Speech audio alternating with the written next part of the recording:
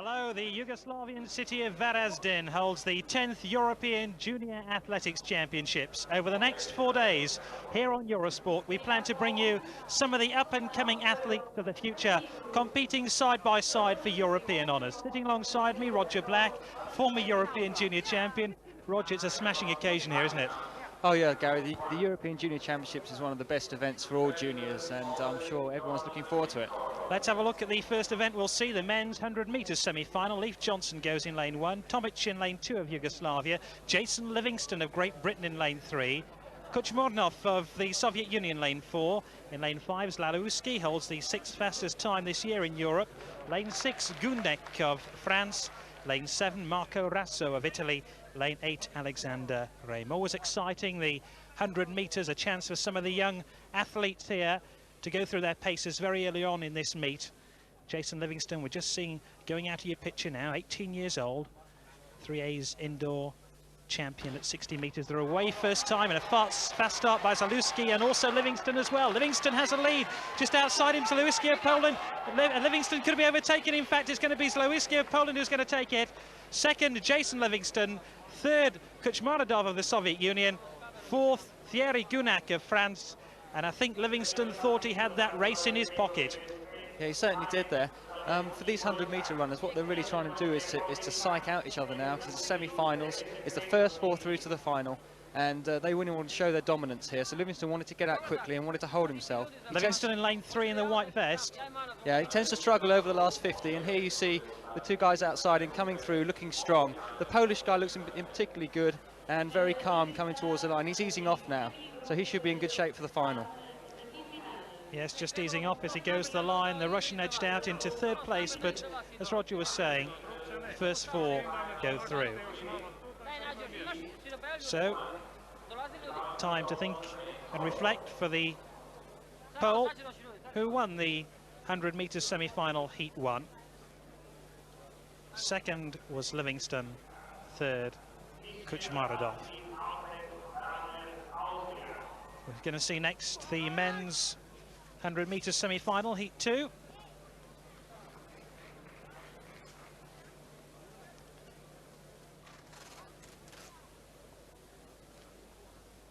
Taking part in that will be Chilitov, the 19-year-old from the Soviet Union.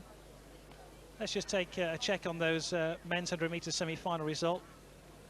In fact, the starting lineup rather for heat 2, Ortega goes in lane 1, second Gizuzowski of Poland, Chilitov of Soviet Union in lane 3. In lane 4, Pascal Theophile of France. In lane 5, Guki of Great Britain. In lane 6, Pagnovkov of East Germany. Heinz of West Germany in 7. In 8, Eriksson of Sweden. So, second semi-final. World junior record, 10.09 seconds, but we don't fancy anybody will be getting near that, will they, in this second semi-final. They're away first time. Chilitov of the Soviet Union has done well. Theophile, the fastest junior this year, is going with him all the way. That's the Soviet runner in lane 3. Chilitov, he takes it quite easily from Theophile of France. Third, Stephen Guki of Great Britain. Third, Kiwitsowski of Poland. And that was quite a little battle between the Soviet athletes and the Frenchman, who many suspected might win this race. Yeah, I think you're right there. I think these two guys are hotly tipped for the gold and silver medal. The Frenchman gets off well here, but the Russian certainly seems to be in great shape, and by about the last 3/4 of the race here, once he's in his stride, I mean, the race is his, and he really has dominated this race, so he certainly looks in good shape for the final. There's the Russian in lane 3. I think he realises he's won it by then.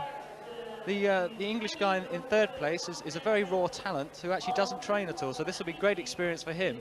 And it looks as if he's made the European Junior final, which is no mean feat in your first year of athletics. In fact, Stephen Guki does play volleyball for Yorkshire, I understand. That's right. It's quite an interesting story there. He's a young man who really doesn't train at all for athletics. So in first place, Chilitov of the Soviet Union. Second, Theophile from France. Third, Guki. Fourth, Gizuzowski of Poland.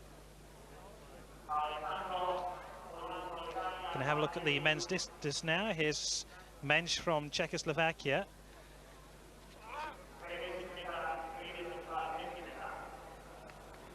He's got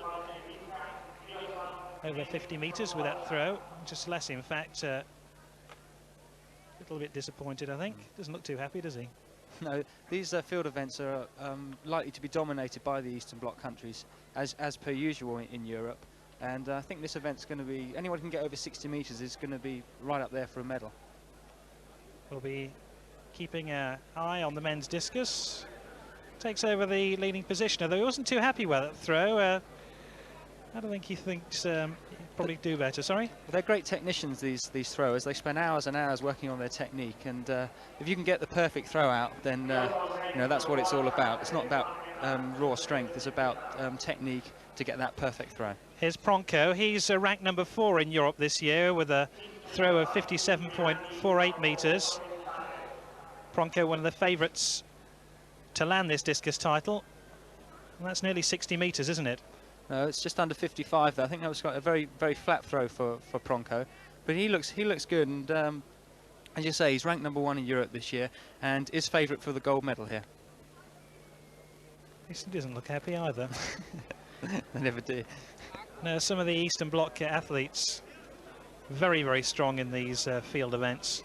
There's number 651, Dmitry Pronko of the Soviet Union. Get tremendous coaching, don't they? They do. The system in the Eastern Bloc, there you go, he's just gone into the lead there with that throw. The system in the Eastern Bloc certainly starts these young athletes young, and they tend to come through very well by European Junior Championship standards. We're next going to see the women's 400 metres, Heat 1. In lane 1, Alexander Rina. In lane 2, Stella Theokaris of Cyprus. Marina Vasimilov of Greece in 3. Yana Manuklova in lane 4 of the Soviet Union. In lane 5, Solkan of Romania. Bartori of Hungary goes in 6. In lane 7, Jaikilainen of Finland. And Nicola Crowther of Great Britain goes in lane number 8. The first 4 qualify, plus 4 fastest losers. That's the way the early stages of the women's 400 metres works. And who do you fancy in this one? Well, I think the Romanian in lane 5 must start off the favourite here. She's ranked number 3 in Europe this year, and she'll be looking to stamp some authority on this race. But the 400-metre girls and the men have to run one race every day for the next 3 days. It's very tough to do that, and those who can come through the heats without expiring too much energy are the ones who invariably will do well in the final. So they're looking to win this comfortably, but also to stamp a bit of domination on the event. That's Manuklova we're looking at now, the blonde Soviet athlete. She'll be going in lane 4. And lane 5 is Solkan, Alina Solkan of Romania, ranked number 3 in Europe this year, in the blue and yellow vest.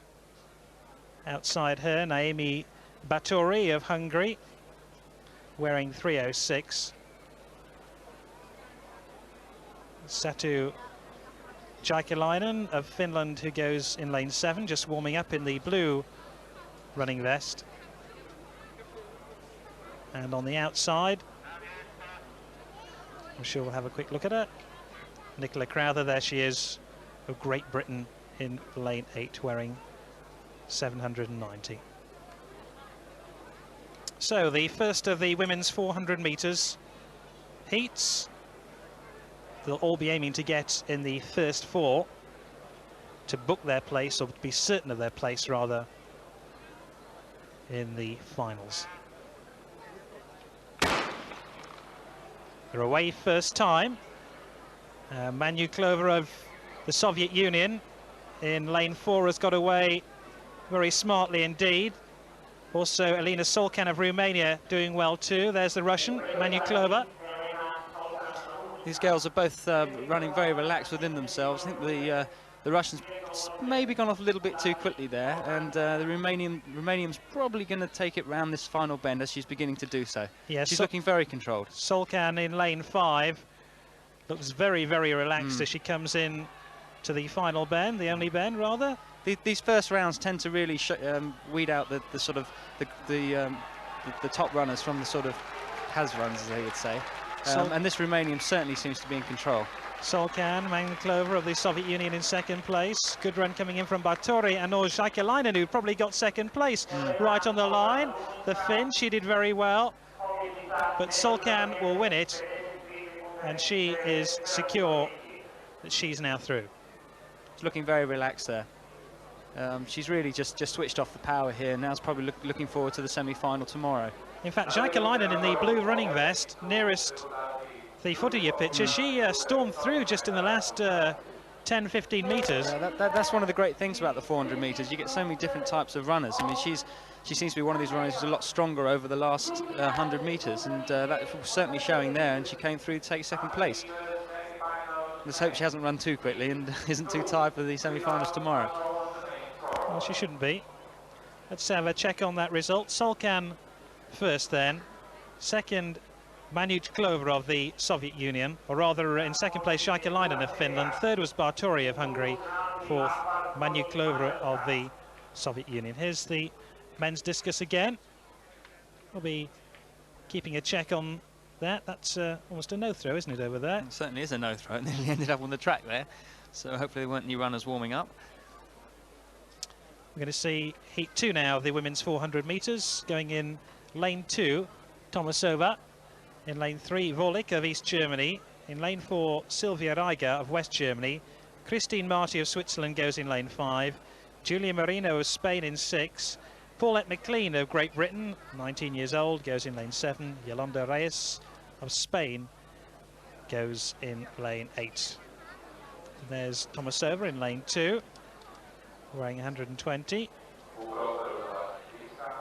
It's perfect conditions here in Varaždin. It's very warm. I think it's the way the athletes like it. Yeah, and the 400 metres, I mean, I can only speak as a 400 metre runner. The one thing you don't want is wind, and there appears to be no wind at all there, so it definitely looks perfect. Invariably it's going to be warm, and we should see some good times clocked here. But as I keep saying, it is the heats, and it's all about domination here and just looking good and controlling it, not going out too hard, but just conserving some energy, but qualifying confidently. Is that what you used to do in the heats? Did you used to take your foot off the gas? Well, it's easy to say but hard to do. You tend to run hard for the first half of the race, and then you get a pretty good idea where you are, and you can relax in from there. So most of them will go off relatively hard. It's, as I say, everyone's different. So it's quite an open race, this, actually. I don't think there's any firm favourite for this. It would be quite interesting to see. Watch out for Paulette McLean of Great Britain, though, in lane 7. She must fancy her chances against this field. They're away first time. McLean has made a promising start in lane 7 at just to the left of your picture. She's got away very, very quick indeed over the first 50 metres. And she now heads the race. There she is, Paulette McLean, just 19 years old. And she looks to be very, very confident indeed. Yeah, she's got a very, very long stride here, and she's running well. It'll be interesting to see what happens at this top bend, though, because as she's in the outside lane now, she doesn't know what's going on inside her. Well, Julia Marino is inside her in the red vest next to her from Spain. They're the two women together. And now there's a little bit of a battle on, but McLean looks to have easily enough stamina left to shake off the Spaniard. It looks like Volik of East Germany will take third place, and Tomasova, Czechoslovakia, possibly in fourth. But yes, an easy win for Paulette McLean. 53.74. No great shakes on the time. Well, that's not a bad time, actually, for the first round of the European Junior Championships. She looked very comfortable, so I think she'll be looking for a personal best this week. And that's a fine run from the British girl there, actually. Yeah, she's really has destroyed the rest of the field, and actually very comfortably. So Britain should have some good hopes in her. She should certainly make the final and hopefully get a personal best. So Paulette McLean comes in first in the Great Britain running vest. Let's just take a check on the results. Second, Julia Marino from Spain. Third, Anka Volik of East Germany. Nada Tomsova of Czechoslovakia in fourth place. Pronko again as we look at the men's discus. Back in fourth place now as he lines up.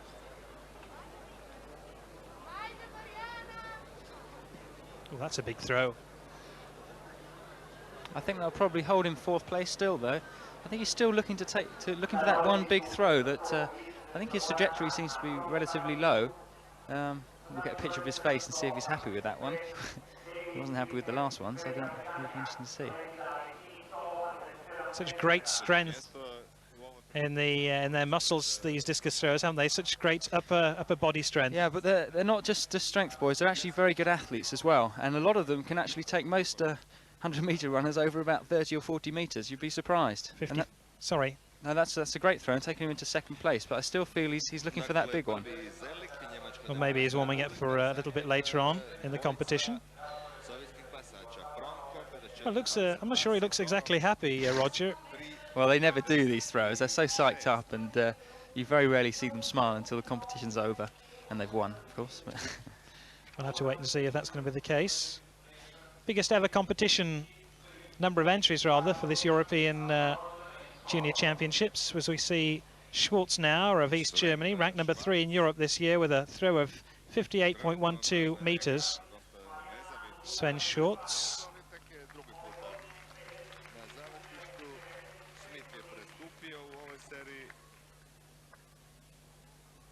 Similar sort of distance to Pronko. There is Schwartz. I suppose in all these competitions, Roger, you've got to warm up and get 1 or 2 throws in to feel the distance. That's right. Invariably, they have 6 throws in the discus, and invariably the best throw is going to be around the sort of 4th, 5th and 6th throw. That throw takes him into 6th position. As we prepare now for the 3rd heat of the women's 400 metres, let's take a check on the lineup. Sylvia Pashat of Poland goes in lane 1. Katalin Forgassi of Hungary goes in 2. It's Margina Luzar of Yugoslavia in 3. Francine Landre of France in 4.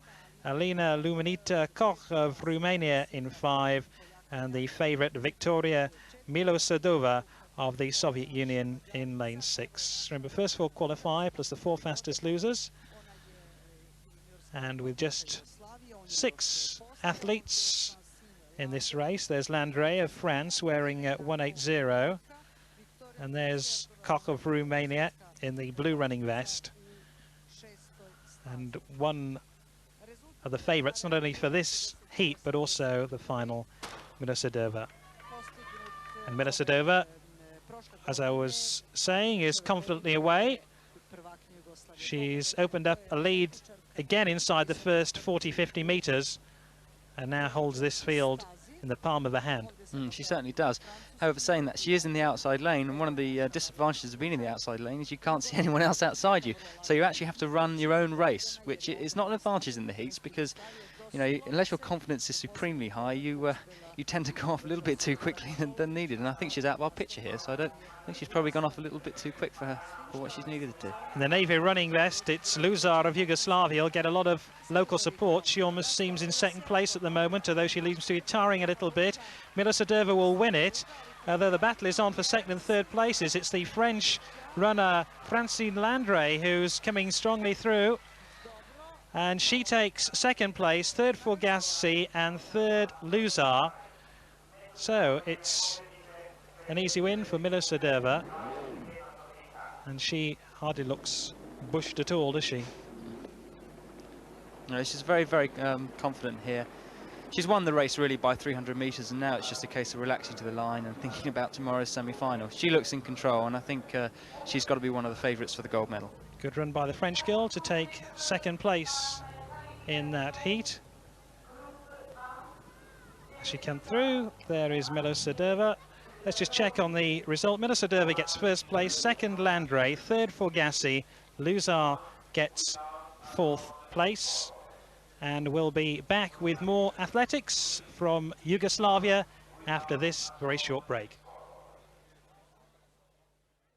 Welcome back to Varaždin in Yugoslavia for the European Junior Athletics Championships. Sitting alongside me, Roger Black, enjoying the fantastic atmosphere. The next event down on the track down below us will be the men's 400 metres heat 1. And I think the guy sitting next to me knows a little bit about 400 metres running. European Junior Champion, European Champion 2. Roger, what are these guys feeling? Well, they're feeling very nervous at the moment, because it's the first race of a championships that most of them have been building up to the whole year. Here we see Mark Richardson, who's one of the English favourites. He's been injured this year, and I'm sure he'll be having a lot of nerves, not so much about his running, but also about his injury. Let's take a check on the runners. Milandovic of Yugoslavia goes in lane 2. Munzer of Austria in lane 3. Mark Richardson, who we were seeing a minute ago, in lane 4, just 17 years old and 4th in the World Junior Championships. 5th, Miguel Cuesta of Spain, in lane 5 rather. In lane 6, Luetzitz of East Germany, and in lane 7, Rusterholz of Switzerland. And they're away first time.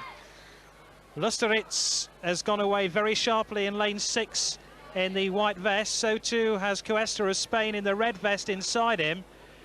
And on the outside, Rusterholz, could be a battle between those three. Very, very even race here.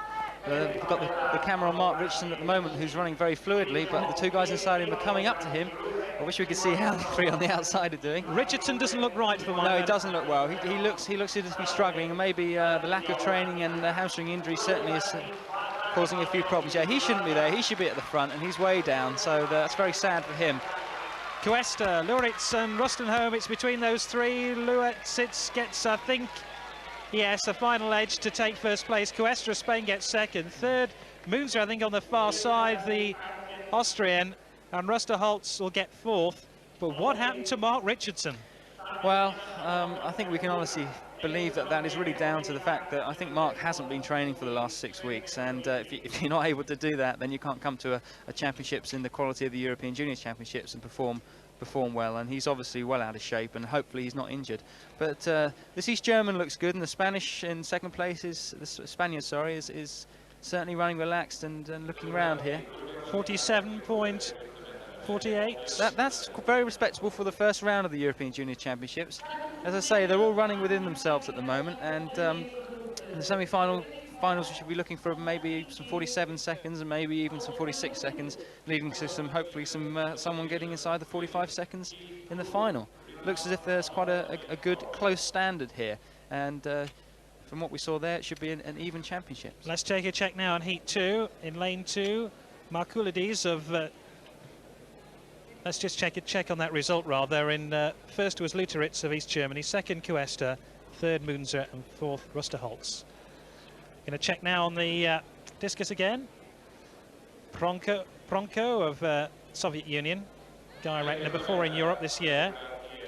My money's on him. Well, they have shown a lot of him. So, we will see. He hasn't looked very happy after his first few throws, although he is lying in second position, so we'll see now.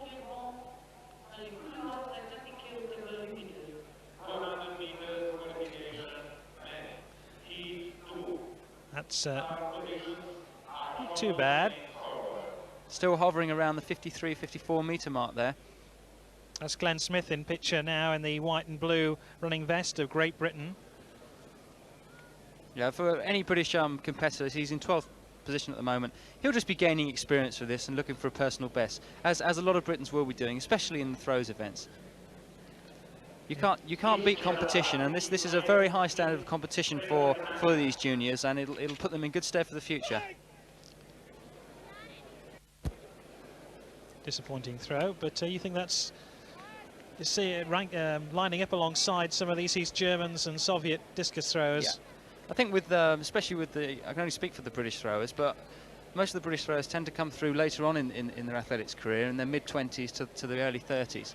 Whereas these Germans come in very early, so it's all experience. Heat 2 then of the men's 400 metres. Markulides of Cyprus goes in lane 2. Jürgen Hellman of Sweden in 3. Marco Paternoster of Italy in 4. Babalevsky of Bulgaria in 5. Zeletsny of the Soviet Union in 6. It's Lenski of East Germany in lane 7. And Brendan Murphy, the Irishman, who goes in lane 8. Quite interested in the Russian in lane 6 here. That's the Swede we're looking at the moment, rather, Rogers. Sorry, I mustn't speak before. There's Paternoster of Italy. Very, very thoughtful as he lines up for this Heat 2, the men's 400 metres. Babalevsky, the Bulgarian. He's already had one false start. In lane 7, Zeletsny, ranked number 3 in Europe this year, so we'll be looking to him to lead the field, perhaps. It could be a battle, in fact, between him and this man here, Lenski, Jan Lenski of East Germany. And then there's Brendan Murphy.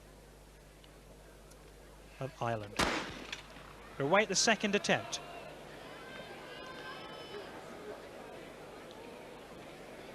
Fast start in lane number 3 by Helmet of Sweden. He might have gone away a little bit too quick. But in lane 6s and 7s, Peter Zalewski and Lenski are going very, very strongly indeed. And I think that's where we might see the winning bunch. In fact, Zalewski's now beginning to stretch his muscles a little bit in the red vest at the centre of your picture, number 668. And here he comes now with a late burst. Yeah, the Italian lane 3, I think he's gone off a bit quickly there, actually. He's actually going to tie up. They're actually running quite hard here, which is surprising. This is a very, very close race for a heat, and no one's dominated the race. The Russian has come through here, but I think they've all run quite hard there, and probably harder than they thought they'd have to. That'll be interesting to see how they all go tomorrow, because, as I said, the essence of this is to control your race and not to expel too much energy in the first round. Well, Zalewski looks absolutely exhausted, doesn't he? He does. Maybe he should get his hair cut and run a little bit easier, but it's a very tight race here. I mean, this is actually a very, very good 400-metre race. And Zalewski in no way has he relaxed here, and they're all running to the line. You see the Italians actually running backwards. Brendan Murphy, the Irishman, is just coming to the line. I think he's just going to miss out, unfortunately. I think he has. That's very unfortunate for the Irishman there. But that's a very close race, and I think they've all run very hard there. So probably the best 400 heat we've seen so far. Let's take a check on the results. Zalewski of Soviet Union wins it. Second, Lenski of East Germany. Third, Bablevsky of Bulgaria. Paternoster got fourth from Italy.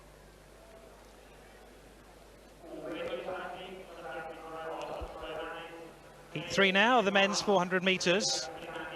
Carlier of Belgium goes in lane 2. Stephen Newman of Ireland goes in 3. Zetzer in 4 of West Germany. Wayne MacDonald of Great Britain in 5. Dmitry Golovastov of the Soviet Union in 6.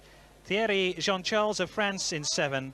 And Tiziano Grossi of Italy in lane number 8. See, the picture there was on Wayne MacDonald from Great Britain. This young man here is a full second faster than anyone else in Europe this year, and is a hot favourite for this championships. He's dominated every race he's run this year, and he certainly seems to have come right into the top of his form for this championships, and he's very, very confident here, very confident. Stephen Newman, we're looking at number 227 in the green running vest of Ireland. There's Rolf Zetzer of West Germany. And the man that Roger was talking about now, Wayne MacDonald, firm favourite for gold and a second faster than anyone in Europe this year. Must give you a lot of confidence on the starting blocks, knowing that. It's nice to know, but it doesn't actually give you much help. I can tell you he's still as nervous as everybody else there. Golovastov of the Soviet Union, there's Jean-Charles, the Frenchman, 5th fastest in Europe this year. Tiziano Grossi of Italy, he's in lane 8. So heat 3 of the men's 400 metres. They're looking to get inside the first 4 to book their place in the next round.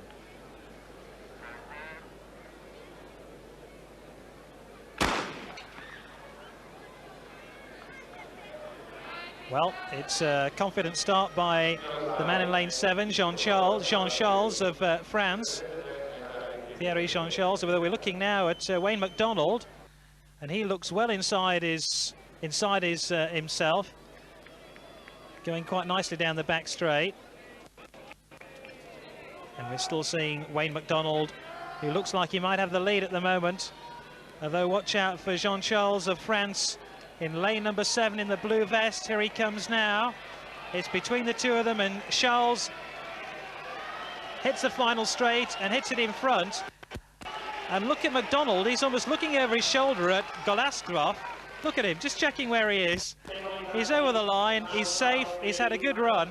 Jean-Charles wins it, MacDonald takes second, watching Golovastov of the Soviet Union. I think Wayne MacDonald's actually showed everyone there that he's there.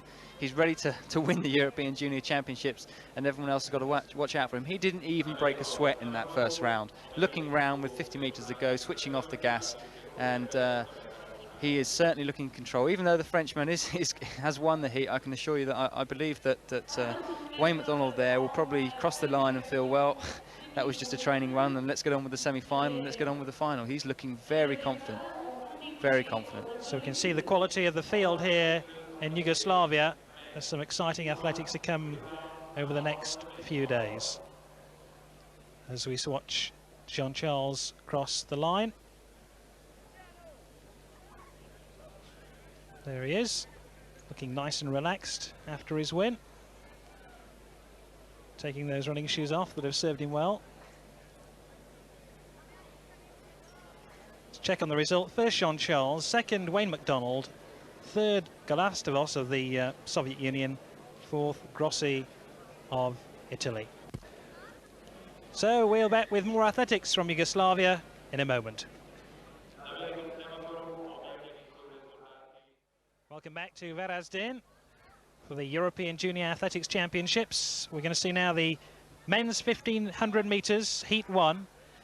It goes Yuri Ryzenko of the Soviet Union, Martin Forder, Morgan Tollefson, Mario Figueiredo of Portugal, Roland Munger, it's Peter Yankov, Neil Brunton of Ireland, Dejan Jokanovic, it's Simone Kairafoli of Italy, Georgios Loukaides of Cyprus, Martin Bremer of West Germany, and Metin Kilic of Turkey. And remember, they run in lanes. They do not run in lanes. They had me fooled for a moment got there. Shot for that one. Yes, they don't run in lanes. No, they break very, very quickly in the 1500. And they've already broken. Yeah.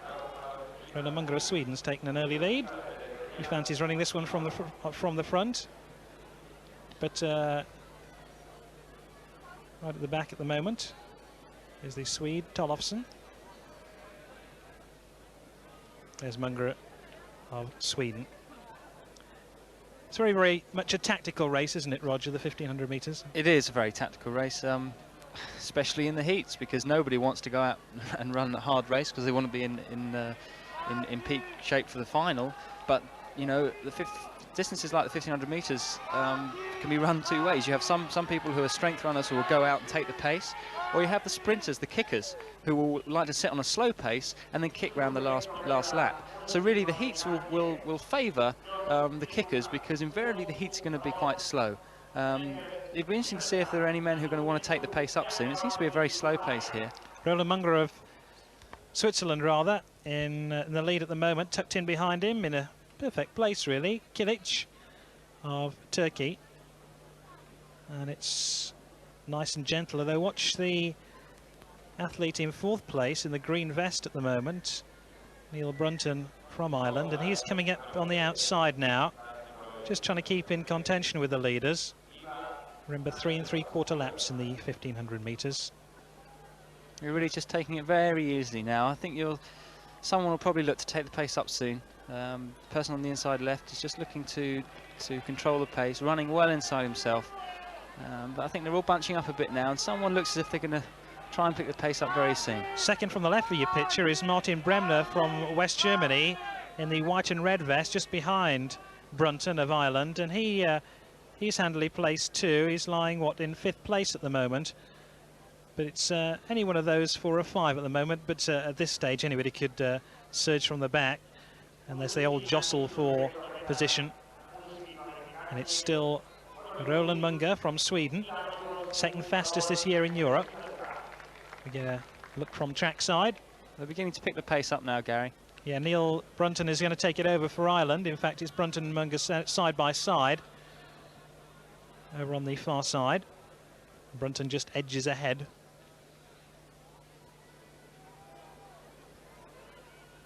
They've gone up a gear or two. Watch Bremner on the outside from West Germany. Watch the Portuguese Mario Figueiredo in the white and red as well. In fact, in the red and green, just a wedge between Brunton and Munger. Coming up to the bell, and now you're going to see the kickers coming into action now. And it's Bremner who kicks hard and is right at the shoulder of Brunton. Who's your money on at this stage? Oh, it's hard to say here. I think the Irishman is probably gone off a little bit too soon. Watch Martin Forder of Great Britain now in 3rd position. It's going to be a good race here. So the first 5 will guarantee themselves to the final. But they're also running for time here because there's a 5 fastest losers as well. And there are 2 heats of this. So they'll be looking for a quick pace. Brunton leads, Bremer second. In third place, it's the Briton, Martin Forder. And it's very, very exciting at the budge there as they kick for the final bend. It's still Brunton who leads, and I think he might have gone too early because he's tiring now. Bremner trying to get in contention, but it's Forder who kicks back now for Great Britain. Forder takes up the lead. He has it. He's going to shake off, I think, Bremner. It's Forder who takes it. Bremer second. In third place, Tollefsen, and that was a splendid race. Splendid race there. And quite a fast last lap there, so hopefully a couple of the runners from there will go through as the fastest losers. It'll be interesting to see how fast the next semi-final is. Very tight race there, left to the end for Martin Forder to come through and take the race. And I think he ran a very sensible race because he sat on the pack for 1,200 metres of that race and then just picked his way through the pack to come through and take the race. In fact, Brunton had gone, hadn't he, completely in the green vest, and he's overtaken by more or less everybody. That's tactics for you. So obviously he put all his effort into the early stage of the race and he didn't take into account the big guns, and we're looking at one of them now, Martin Forder, the 3rd fastest in Europe this year. He won the race. Second, Martin Bremer of West Germany. Third, Morgan Tollefsen of Sweden. So we've seen Heat 1 of the men's 1,500 metres. Let's have a look at Heat 2 now. And those are the runners, men to watch out for. Michael Kluwer, also Pantelis Kolokas of Greece, and the Belgian runner Philippe Jacquemin. Those are some of the men who are going to try get among some of the faster times of that first heat, and they're away first time, Heat 2 of the men's 1,500 metres. Kolakas takes the early lead, although it's not for too long. I think we'll see this race really going much like the last one here, Gary. And again, you're going to see just a pack of them just taking on the pace and trying not to go too hard. And then when they come to the bell, it'll all open up and the real race will begin. So I think the first couple of laps, it's just a case of sitting in on themselves and waiting for the bell. There's number 203, Pantelis Kolokas of Greece, happy to take up the early pacemaking. He's chased by Stefan Bardarov of Bulgaria.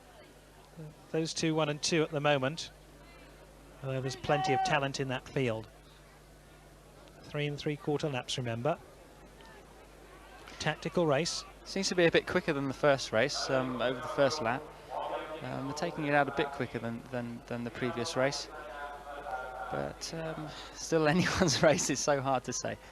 Do you think it's good to run a race like this from the front? I mean, what's easiest? Well, I mean, I'm not particularly experienced 1,500 metre runner. I appreciate that, but no, I think in the heat, some runners like to get out in the front to dictate their own pace, run within themselves. Because if you get caught in the pack, anything can happen. You can get a few elbows, a few kicks, and you're not really dictating your own pace. So I'm sure the Kalakas is confident enough to qualify, and he probably wants to say, well, I know what I can do to qualify. I'll take it round, and if you guys want to go with me, but I'm not going to get involved with you. Yeah, the problem is if you sit at the back and wait for your turn, you might be caught out by a surge from the front. That's right, and you could be left behind. Yeah, and especially if you've got 2 or 3 runners surging from the back, and you're looking to pull out just after them, you can get boxed in, and we've seen that in many major finals. You know, Sebastian Coe's become a cripple at that a few times, and Tom McKean had that problem in the Olympic heats last year for Great Britain. So it's important to control yourself in these races. You know, these guys know what they have to do, and they shouldn't make life too hard for themselves. It's the Portuguese athlete, Bestieira, coming up on the outside. He's tried to find a way through but couldn't, got boxed in. It's still Kolokas of Greece who still leads. Although Kluwer looking very ominous now, the West German, number 465. And he's hit the front now and taken it over on the bell. This is where the race begins. The bells come. The West Germans said, OK, I'll take it up now. I know what I have to do. And everyone else is following him. Hungary. Sorry. It's not as tight as the last race. You seem to have 4 or 5 of them out there in the front. And the rest of the pack seem to be stuck behind them. So I don't think we're going to see the big kick at the end that we saw in the first race. But we're seeing a kick from the West German at the moment. Michael Kluwer, wearing 465. There he is, and he's really giving Koloskis, the Greek, quite a hard time of it. He's trying to keep up with him, but that's the sort of lead that you want to build up from the rest of the pack, who are nicely strung out as far as the West German's concerned, as he hits the final bend. The real race will be for the 3rd, 4th and 5th positions now. Frenchman looking behind himself, but I think he's going to have to run a bit faster. There's a Hungarian in there as well, Denis Balkas. In fact, he is going hard now and might just get 3rd place. Pushes it hard, he might just have got there. First, though, is Kluwer, an easy win for him. Doesn't look too much out of Beth Kluwer. Second, Koloskis, who did set the early pace, and 3rd, Denis Balaskas of Hungary. Wouldn't like to say where the fastest losers are going to come from. Both those races seems to be very similar pace. Be interesting to see. So, the 2 heats of the men's 1500 metres complete. Let's just have a look at that convincing win again for Kluwer. And the battle, as Roger was saying, is about 10 metres behind him. Yeah, they're looking very confident, actually, the 4th and 5th guys, looking at each other more than the rest of the field. I think you see the Soviet, or if it's a Soviet, will come through. Yeah, Soviet comes through to take 5th place, ahead of whoever was 6th, but I think he'll be kicking himself for that. It's a bit of a game of bluff there, isn't it? Most athletics is, to be honest with you. Most of it's mind games. Michael Kluwer then won it for West Germany. Second, Koloskis of Greece, and in 3rd place, Balas of Hungary. Having a look once again, the men's discus.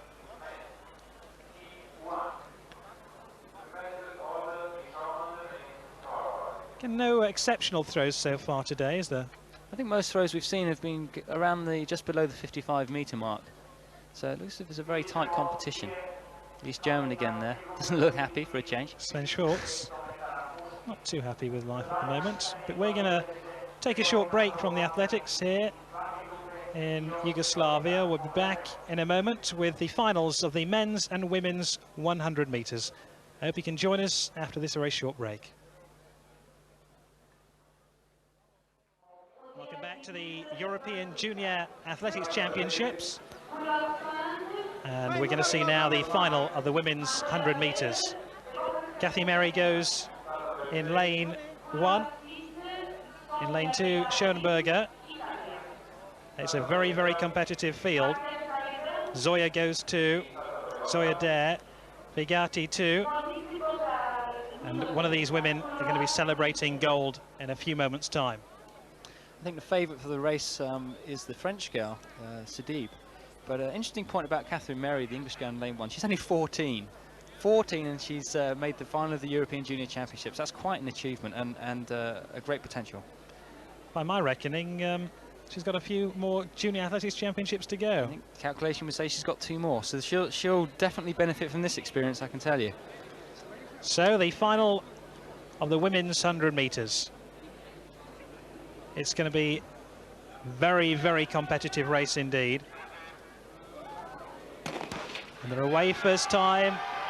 And Savida's got a great start. So has Turin. It's between the two of them at the moment at the centre of the picture. Which is going to get it, Savida or Turin? Dare as well. It's Savida who gets the gold. Savida of France gets the gold. The Soviet girl Turin gets the silver. And Manuela Dare of East Germany gets the bronze. And that was a very, very strong race by the French woman. Congratulated by all. But she knows she earned that one by running from the front. Great race there. Big girl, so she isn't going to have the most electric start in the world. And as we see here, I think the Russian got out quicker. In fact, Kathy Merry on the far side in lane number 1 got away very, very strongly. But then the power of Sidib really told. The Russian did get the best start and has better form, but Sidib with her heads all over the place, shoulders all over the place. Doesn't matter how you run, it's how fast you run that matters. And she comes through at the end. She really wants this gold medal. You can see it. She's stretching forward. And Turin, the Soviet runner, in lane 3 is just etched out as the Frenchwoman hits the front to take the gold medal. That's a great run there. A real determined run of determination there. She had to come from behind there. So Sidib wins it, second Turin, third Dare, and that's the first track final of the European Junior Athletics Championships. So the men's 100 meters final. Lane 1, Kuzaski of Poland.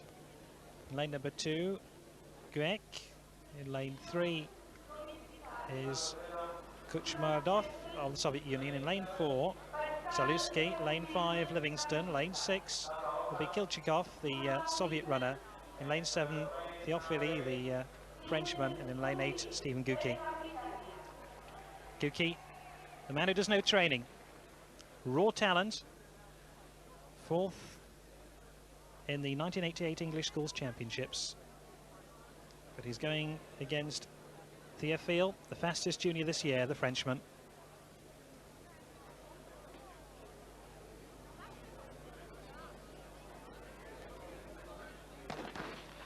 And they're away. Kilgachev is going to power his way through here in lane 6. It looks like the Russian has got it. He has indeed. Glitchikov gets it. Second, Zaluski, I think. Third, Jason Livingston, who we can see in picture at the moment. I think the Yugoslavian TV director thinks Livingston's won it, but by my reckoning, he's the man who did win it. The Soviet runner, Chilitikov, and he was very, very powerful. A big man here, up against with Livingston inside him, who's a very quick starter. You see the Russian is actually not up there now, but his long legs and his power is going to start coming into form now, and this is where he picks up. This is where everyone else is probably running out of steam, and he's powering through. Looks like a good 200-meter runner to me. Through he comes. The shorter guys are going to go back a bit now, and this is where the strength and power is going to show. Livingston at the century picture, overtaken there. That's where he lost the chance of a gold medal and has to be satisfied, I think, with a bronze. Oh, the French guys up. It's very close for the medals here. I think we've got a definite gold medal in the Russian. I think the Pole takes second. I think it's between Livingston, the Brit, and the Frenchman. I think Livingston just gets it. The line, it's measured from your chest across from shoulder to shoulder, and I think Livingston's chest was just stuck out a little bit further than the Frenchman, even though he's about half his size. Chilitikov won the gold medal. Zaluski got the silver, and Livingston got the bronze. We'll take a check now on the women's long jump. Long jump final settled today. Here's Johansson from Sweden, the leader at the moment.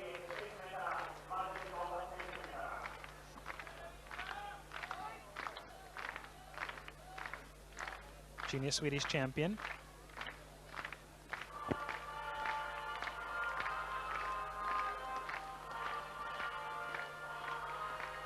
Just measuring up a run.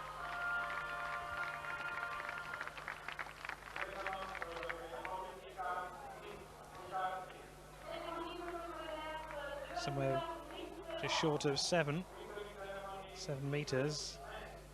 I think they'll be doing well to get around the 650 mark at this level. Doing very well, in fact. I think this is the medal presentation for the discus. It is the men's discus medal ceremony, and it was won by Andreas Selig of East Germany.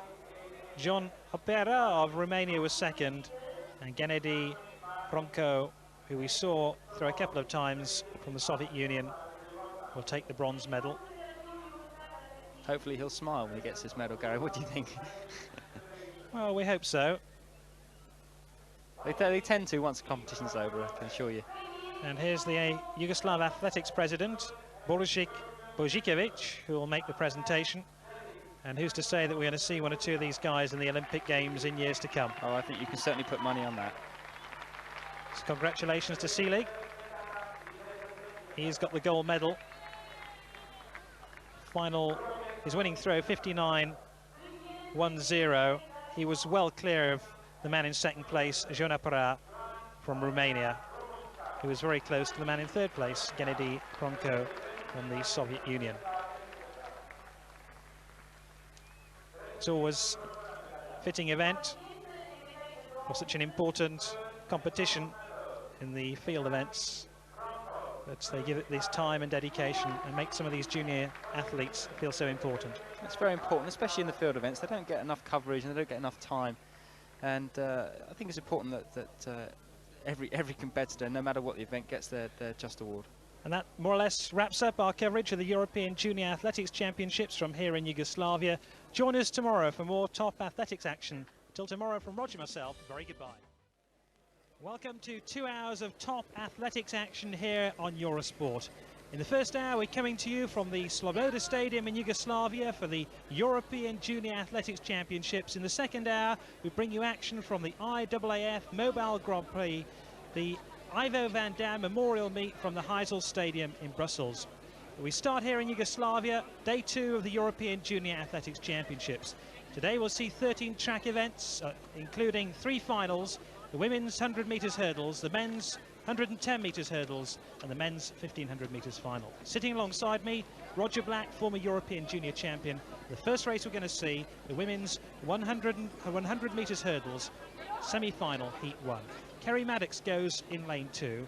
In lane 3, Filipova of the Soviet Union. In lane 4, Sinilou of France. In lane 5, Schneeweiss of West Germany. In lane 6, Lechneska of Poland. In lane 7, Pochkova of Czechoslovakia. And in lane 8, Susan Smith from Ireland. We saw some fabulous action yesterday, didn't we, Roger? Looking forward to today? Very much so, Gary. Yeah, we saw both 100-metre finals yesterday, and today we're going to see both the short sprint hurdle finals, which should prove to be good. Semi-finals, they're ready to get underway. We're looking at Kerry Maddox from Great Britain. She's run 13.70 seconds this year from the Kanak and Stafford Club. There's Filipova from the Soviet Union. That's the one they'll all have to watch. Red-hot favourite for this semi-final, in fact. Sinilou from France, fastest junior European in 1989 with a time of 13.27. There's Schneeweiss of West Germany, 4th fastest European. Anna Lechneska from Poland, number 523. The Czech, Ilona Prochazova. And in lane 8, Ireland's Susan Smith. I think they'll be watching the Soviet girl, who's in lane 3, second from the right of your picture. It'll be a very interesting race indeed. Remember, the first 3 qualify for the final, and the 2 fastest losers. The final later today. You'll see it here on Eurosport. Who's your money on, Roger? Well, I think most of the girls are going to be looking out for this Russian girl in lane 3, I think she is. She ran very well in her heats yesterday, and it's going to be the one they're going to be chasing. Watch out for lane 5, Schneeweiss from West Germany. West Germany won gold in this event 2 years ago in the European Junior Athletics Championships in Birmingham. And the French too, remember Cécile Sinilou in lane 4. They have a fine tradition in sprint hurdles, the high hurdles. Very long delay here, Gary, and this doesn't help the girls. They'll all be very, very nervous with the semi-finals. This is the heats for them probably were quite comfortable. In semi-final stages when the nerves really come in, and this is where you've got to gather yourself, get yourself together, knowing that you've got to get through to the final here. Once they can get the top girls can get through this, they've got the final in about an hour or so's time. So it's real pressure time for them. It's a real test of their mental ability as much as their physical ability. Well, the starter's ready with his gun, and they're onto their blocks. And here we go with the women's 100 metres hurdle semi-final, first heat. They've got to get inside the first 3 to be sure to go into the final later on this afternoon.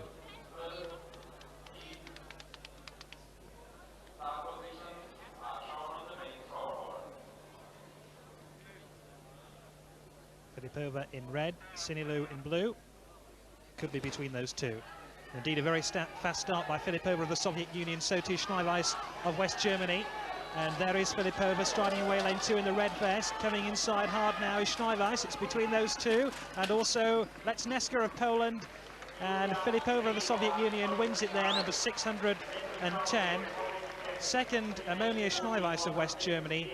Third, Anna Lecneska of Poland. And the winning time for Filipova, 13.59 seconds. Yeah, she doesn't look very happy there, Gary. I think she hit about the 5th or 6th hurdle, I'm not sure. I think she may have hurt herself. She was the first girl out, and she's looking very strong here, but I think she loses her stride soon and hits one of the hurdles. Not this one yet. It's this one here, there you go. She nearly fell over, did very well to stay up actually, in fact, but carried through and still won the race relatively easily. But I don't think she's very happy, and hopefully she's not brought up an injury from that. She didn't look very happy when she crossed the line. No, not too happy. And remember, as Roger was saying, she's going to save herself for that final later today. But those three certain to go through. And we'll just have to wait whether Cecile Sinelou will make the final. There's the result. Filipova wins it. Schneiweiss second. Lecneska of Poland third. Sinelou fourth. We'll have to wait for the second semi-final just to check who are going to be the two fastest losers. Check now on the men's hammer.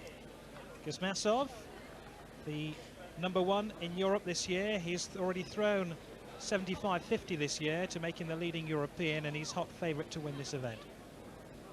Yeah, I think you can safely say that it's either going to be an East German or a Russian who will win the hammer. They usually do. This is the firm favourite. This is his first throw. It's a biggie too. It's in excess of 70 metres. Looks around about the 72, 73 metre mark, and that he'll be very pleased with that for an opening throw.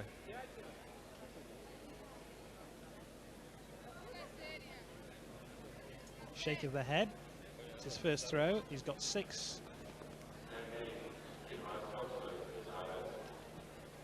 72.24. He goes into the lead, and he's set the standards that others in this hammer competition will have to follow. We'll catch up with that competition a little bit later on. Time now for the second semi-final of the women's 100 metres hurdles. In lane 2, the Belgian runner Van Denkiboom, of the Soviet Union Olga Dudnik in lane 3. In lane 4, Bridget Bukovic of Yugoslavia, obviously a great favourite here on her own back doorstep, so to speak. Ilka Rowenic of East Germany goes in lane 5. In lane 6, Sidis Leben of West Germany. In lane 7, Louise Fraser of Great Britain. And in lane 8, Daniela Nedelcheva of Bulgaria. There's Van Denkiboom. And there's Dudnik, Olga Dudnik, number 605 from the Soviet Union. There's Brigitte Bukovic. Gave her a tremendous reception when she came into the running arena about half an hour ago. Ilka Rowenic from East Germany. And here's Eva Siedisch-Leben, recorded the 6th fastest time in Europe this year. That was a 13.56. There's Louise Fraser, just 18 years old, from the Stretford Running Club. And hopefully there won't be too much ado of a delay, as we saw in the first semi-final, and they'll be away shortly. Two girls to look out for here are going to be the East German, who is one of the favourites for the gold medal, and the Yugoslavian, who's coming into a running at this championships, probably because it is on a home doorstep.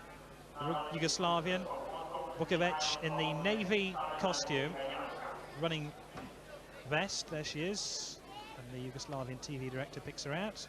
Alongside her, Olga Dudnik, but there is the local hope here in Varaždin.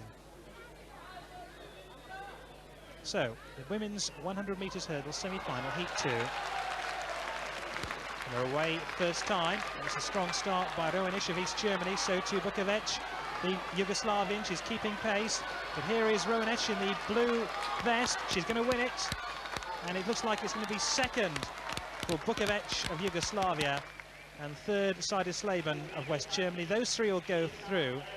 In fourth place, I think, Louise Fraser of Great Britain. The winning time of Rowenic, 13.45 seconds. That was the faster of the two semi-finals there, and this East German girl certainly gets the first hurdle quickly, which in 100-metre hurdles is the most important thing. She's well in the lead at that first hurdle, and she really does take these hurdles low. And a great stylist, a great technician here. and she's won the race by about the 8th or 9th hurdle, and a very relaxed run. I think she switches off as she comes off the last hurdle, just about here, and that's a very, very confident run, and I think these two are certainly going to be in the frame when it comes to the final. From what we've seen, I think we have to fancy the East German or the Russian, and possibly that Yugoslavian. Should be a very good final. We'll be seeing that a little bit later on. And there is the winner, Ilka Rowenic of East Germany, 13.45. She took first place. Vukovic, second from Yugoslavia. Saidi Zeben, third from West Germany. A chance now to go back to the hammer competition. The man we're going to see is Juha Passanen of Finland. There he is, 147. It's the third round of the competition.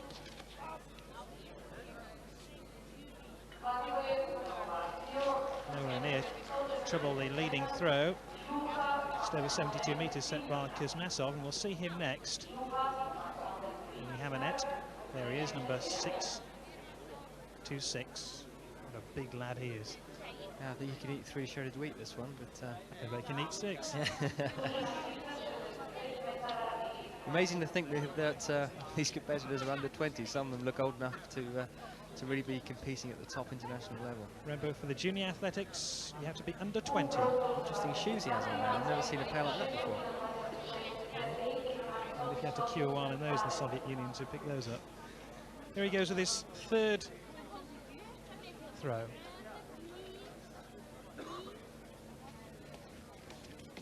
Oh, that's straight into the net. That's going to be a disqualification. I think he must have been listening to us about his shoes, because he certainly didn't get a good grip on that, and he's put that one straight into the hammer net. He'll be disappointed with that, but he still leads the competition and still favourite to win it. Doesn't look too despondent about that. I think he was probably going for a very, very big throw and probably put a little bit too much into it. Well, just talk us through that again, Roger. I know you're an expert on hammer throwing. Yeah, I do the odd hammer throw for the club in my spare time. Yes, he didn't really get hold of that at all. No, I think it's really just a case of putting a lot into it and hoping that he could really find the long throw. I don't think he'd be too worried about that. That's where we take a short break from Yugoslavia. We're coming back shortly with the men's 110 metres hurdles semi-finals, heat 1 and 2. We'll be back after a short break as we look at the hammer throw for the European Junior Athletics Championships. The next 2 events we'll see are the 2 semi-finals for the men's 110 metre hurdles. 10 hurdles in all, sitting pretty on the track. This is how they line up. In lane 1, Isim of Turkey. Raka of Poland goes in lane 2, Elizabeth of Belgium in 3, Pakchura of West Germany in 4, Sebastian Thibault of France in 5, in lane 6, Volturara of Italy, in lane 7 Albin, and Maracovic of Yugoslavia goes in lane 8. There's Isim, the Turk, wearing 774. Next to him, Raka of Poland. Lane 3, Johan Elizabeth of Belgium. West German, Pakchura. Here's the favourite, Sebastian Thibault, ranked number 2 in Europe this year. He's run 1390 rather, and he wears glasses too. Voltura of Italy. Klaus Albin of Sweden. Lane 8, Igor Maracovic of Yugoslavia. It's unusual to see an athlete in glasses, but Thibault obviously runs well on it. Actually, the present European senior champion wears glasses as well. I'm trying to think of his name desperately and I can't find it, but I think it must run at the French are very good at 110 metre hurdles and wear glasses at the same time. If a little short-sighted. Stefan Karastan is the name I was looking for. So they're ready. Day 2 of these European Junior Athletics Championships. Overcast, certainly warm here. Perfect running conditions. And we're looking now at Thibault. And there's West German Pakchura. They're under starters' orders.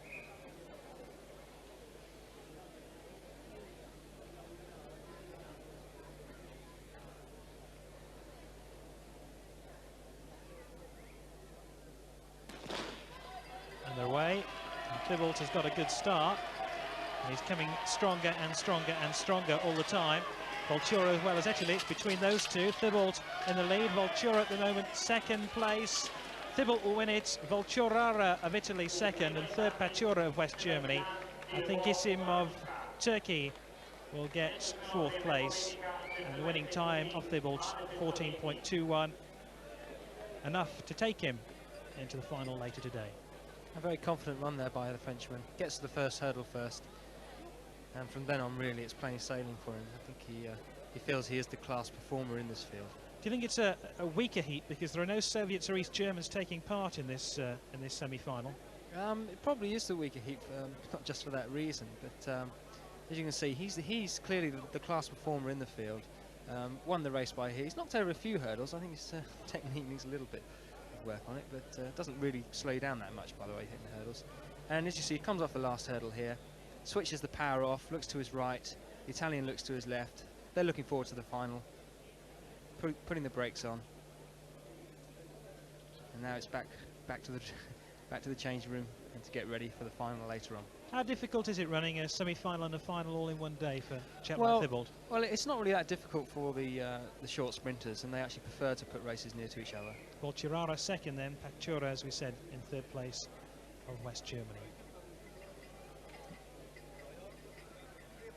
Back to the hammer competition.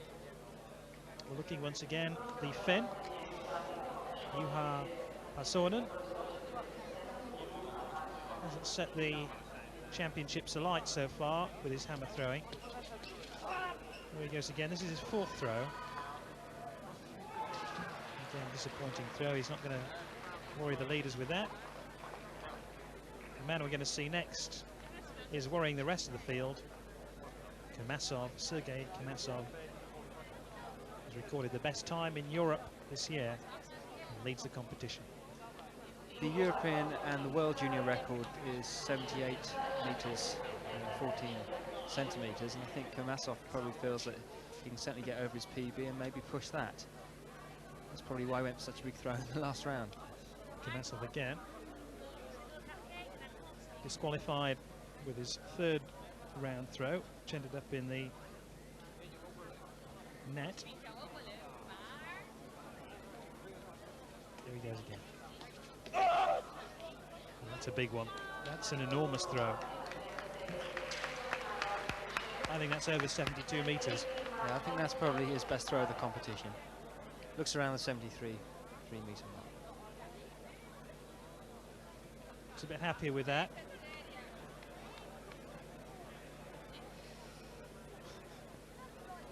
.72 metres, 68, and that could be probably good enough to win a gold medal. We'll have to wait and see. Let's check now on the second semi-final of the men's 110 metres hurdles. Breuer goes in lane 1. The real surprise is that Filbert, ranked number 1 in Europe this season, has scratched from lane 2. He won't run. In lane 3, Bogdanov of the Soviet Union. Fenner goes in lane 4 from East Germany. Harpakosi of Finland goes in lane 5. In lane 6, Schneeweisforth of West Germany. Sweden's Lundqvist in 7. And Kuzmanovic of Yugoslavia in lane 8. That's a real surprise that Laurent Filbert, the Frenchman, who's ran 13 seconds .84, will not be taking part, and there have been worries about his fitness, and he obviously didn't fancy risking it for these European Championships, and to pick up a serious injury at this stage of the season, well, it's very disappointing for him. Yeah, you can certainly say that. If you come to a championship like this, you've got to be 100% fit. Even the slightest niggle, really, if it's on your mind, then in some cases it's better to pull out, because you really can't do yourself justice at this level.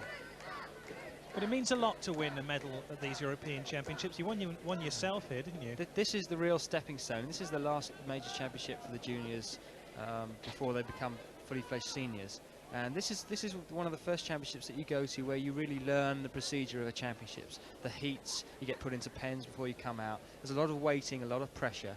Being part of a big team away from home, and it really sets you in good stead for the Olympic Games and the World Championships and the European Championships seniors. And it really is essential for producing future champions in every country. How many of the people you were running alongside as a junior actually came through to senior status? Part of the Great Britain team, the year I won, we actually won 8 gold medals, and you've got people like Colin Jackson, who's #2 in the world now, Jonathan Ridge and John Regis from the British team. We have a javelin thrower, Stephen Backley, who won 2 years ago and now is #1 in the world in the javelin. And a lot of the Eastern Bloc competitors, and all the competitors here, most of the winners go on to greater heights when they get to the senior level. Looking at the moment of Bogdanov and Mike Fenner from East Germany, who, well, certainly Bogdanov, who one of the favourites to win this race, but also Antti Harpakoski of Finland will take some stopping too. And they're ready for the second semi-final, the men's 110-metre hurdles.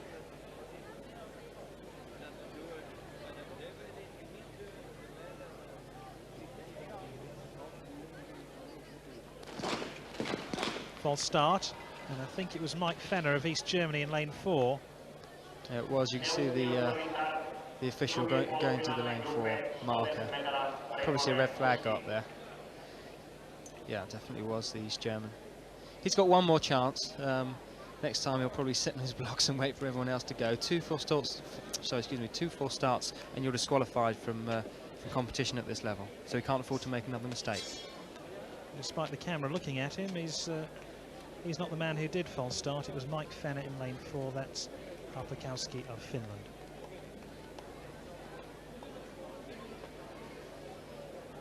So we'll try again. The men's 110-metre hurdle semi-final, heat 2. We've had one false start against Mike Fenner of East Germany in lane 4.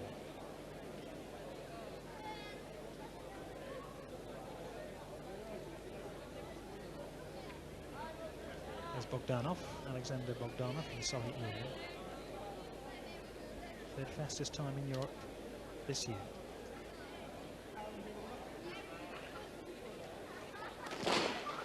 Oh, another false start, and I think it's Fenner again. And he now is disqualified.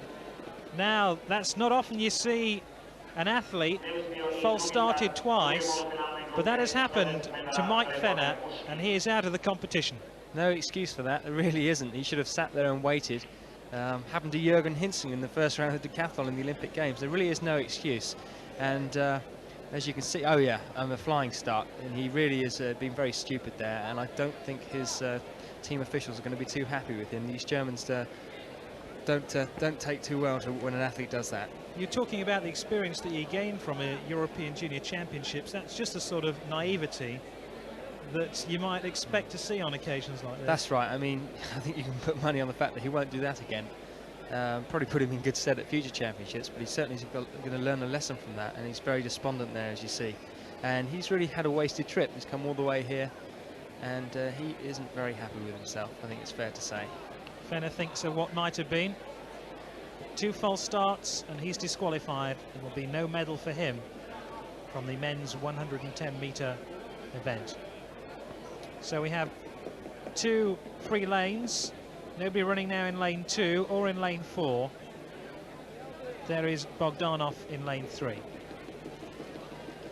We try for the 3rd time in the men's 110-metre hurdles. They're away at the 3rd time, and Harpakoski of Finland's got a great start to Schneisforth of West Germany. It's those two who dominate the race as well. Bogdanov coming strongly in lane 3 in the red vest, but coming through strongly. Harpakoski of Finland takes it. Schneisforth of West Germany 2nd. Bogdanov 3rd.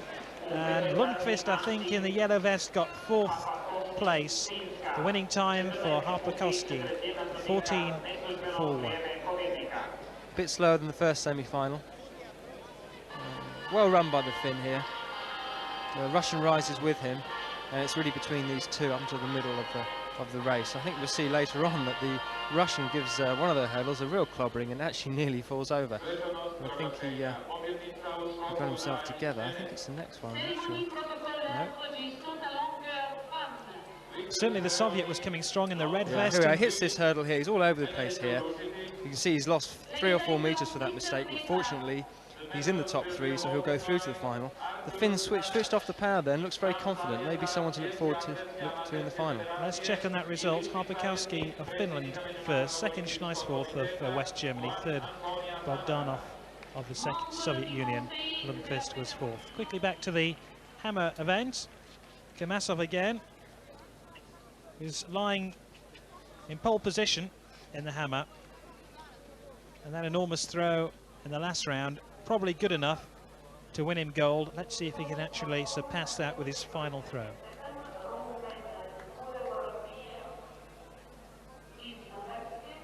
Already had one disqualified throw.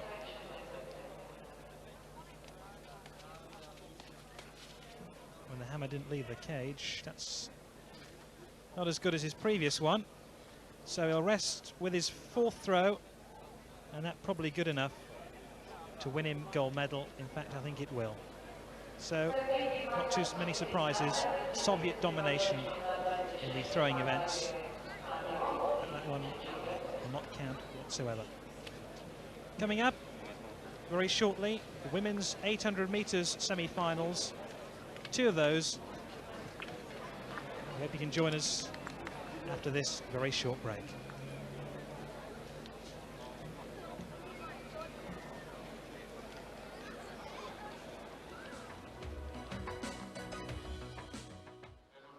Welcome back to Yugoslavia for day 2 of the European Junior Athletics Championships. The next race on the track here in the Sloboda Stadium will be the women's 800 metres semi-final, the first heat. Now the attraction of this race will be Bertha Bruns from East Germany. She's the world junior record holder, running 1 minute 59.17 seconds last year, and she's a reigning European champion too. She goes in lane 3, Young Man of Holland in lane 2. In lane 4, Todorovan of Hungary. It's Tate of Great Britain in 5. In lane 6, Tribaldo of Italy. Sevic of Yugoslavia in 7. Jante of France in lane 8. I can't see anybody beating the East German. Can you, Roger? No, she's a full 1.5 seconds faster than any of her nearest competitors. And really, with all due respect to the others, is in a class of her own. Yes, she's very experienced as well. She's the present European Junior Champion, and as you say, holds the world record, and really is streets ahead of the rest of them. But you never know in a championships like this. You know, not everyone's invincible, so they'll all be gunning for her. Natalie Tate of Great Britain. It's very rare, isn't it, because of the age restrictions, that somebody can come back and defend their European title. But obviously Bertha Brun was a young girl when she took that crown in Birmingham in '87. Got to be an exceptional talent, especially women, because in the European Junior Championships, for the men you have to be under 20, and for the women you have to be under 19. So she would have only been, the oldest she could have been was 17 when she won her last title. So she's a prodigious talent, this one. On the inside lane in the orange running costume is Stella Youngman from Holland. She's in lane 2, remember, nobody in lane 1. Bertha Brun inside her, the woman they'll be watching. Nearest the camera, Patricia Jante of France. Natalie Tate of Great Britain, 6th fastest time in Europe this year, just 17 years old, from the Copeland running team. And will be away shortly. There's Tribaldo. A sort of false start. I think they've got a problem with the starting mechanism, in fact. With the semi-finals, it's the first 3 to qualify, and then the 2 fastest losers from either of the semi-finals. So the top girls are just going to be looking to get in the first 3, but a lot of the girls are going to be running for those 2 fastest losers places, and that means that unlike the heats yesterday, the girls are going to go out quite quickly here because they want to run some fast times.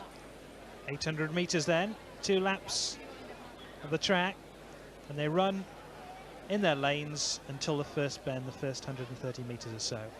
Then they can break and jostle for position and run effectively a tactical race. They're away for the second attempt. And it's a strong start by Brun, as you'd expect. Tribaldo's gone with her. And Jante probably in 3rd place over in lane 8. And they'll break now from their lanes. And as expected, Brune has taken up comfortably in the lead. Tribaldo and Jonte 1, 2, 3. Youngman in there, the orange on the inside, a little bit boxed in perhaps. She's back in 4th place now. She might have to go around the outside. She's going to challenge this field. Brune will want to make life as easy as possible for herself here. She's looking around, looks very confident. She's just going to dictate the race. She wants to be out at front because she doesn't want to get into any unnecessary problem. Because the 800 metres is a very physical race. You get a few clipped heels and a few elbows going around, but even with the women, I can assure you. And she wants to be out of all the trouble, dictate the pace, and just have a nice cruise round to qualify for the final. But the girls behind them, they're all bunching up, and there should be a race for those 2nd and 3rd places here. Brune's lead it then. Jonte, I think, has gone 2nd. Tribaldo, Italy, 3rd. The 2 women in the blue running vest. Youngman in the orange is in contention too, lying 3rd at the moment. It's any one of those 4, and nobody want to get out of contention. In fact, Natalie Tate coming through strongly now on the outside in the white for Great Britain. She's coming the long way round. It's very bunched at the front, but Brune still leads in the blue, in the yellow running shoes, and she's beginning to kick away now, and Youngman is trying to go with her in the orange. But coming strongly back is Patricia Jonte of France. Jonte, and coming around the outside is Natalie Tate. Here comes Natalie Tate to try take up a battle with Brune, but Brune won't have anything of it, and she's easing away from the field. Easing away, and the Hungarian Tordanon is striding away in the final straight. Brune will win it. 2nd will be Tribaldo, and in 3rd place, Youngman, I think, will just clinch it. In 4th, Tordanon with a late burst for Hungary. In 5th place, Natalie Tate of Great Britain, the winning time, 2:06.94. I think the real race is for 3rd place here, with the Dutch girl on the inside and the Yugoslav outside her. Hard to separate the 2 of them as they come towards the line. They're really fighting for that place in the final.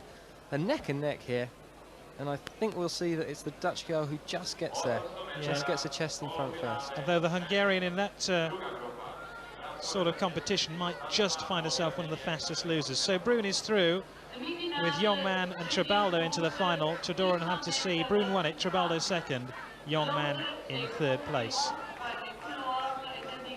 Remember, the first 3 qualify, and the 2 fastest losers go through. We're looking at Bertha Brune, the world record holder, junior event, the 800 metres, and quietly sipping orange contemplates a victory. Let's see how they line up for the 2nd semi-final. It's Ingeborg Huyssen in lane 2 for Belgium. In lane 3, Elena Kopitova of the Soviet Union. In lane 4, Sacramento of Portugal. Denise Zavelka of Romania in 5. Amra Medic of Yugoslavia in 6. It's Maria Taneva of Bulgaria in lane 7. It's Helga Kokkal of Hungary who goes in lane 8. And there's number 630, Kopitova of the Soviet Union.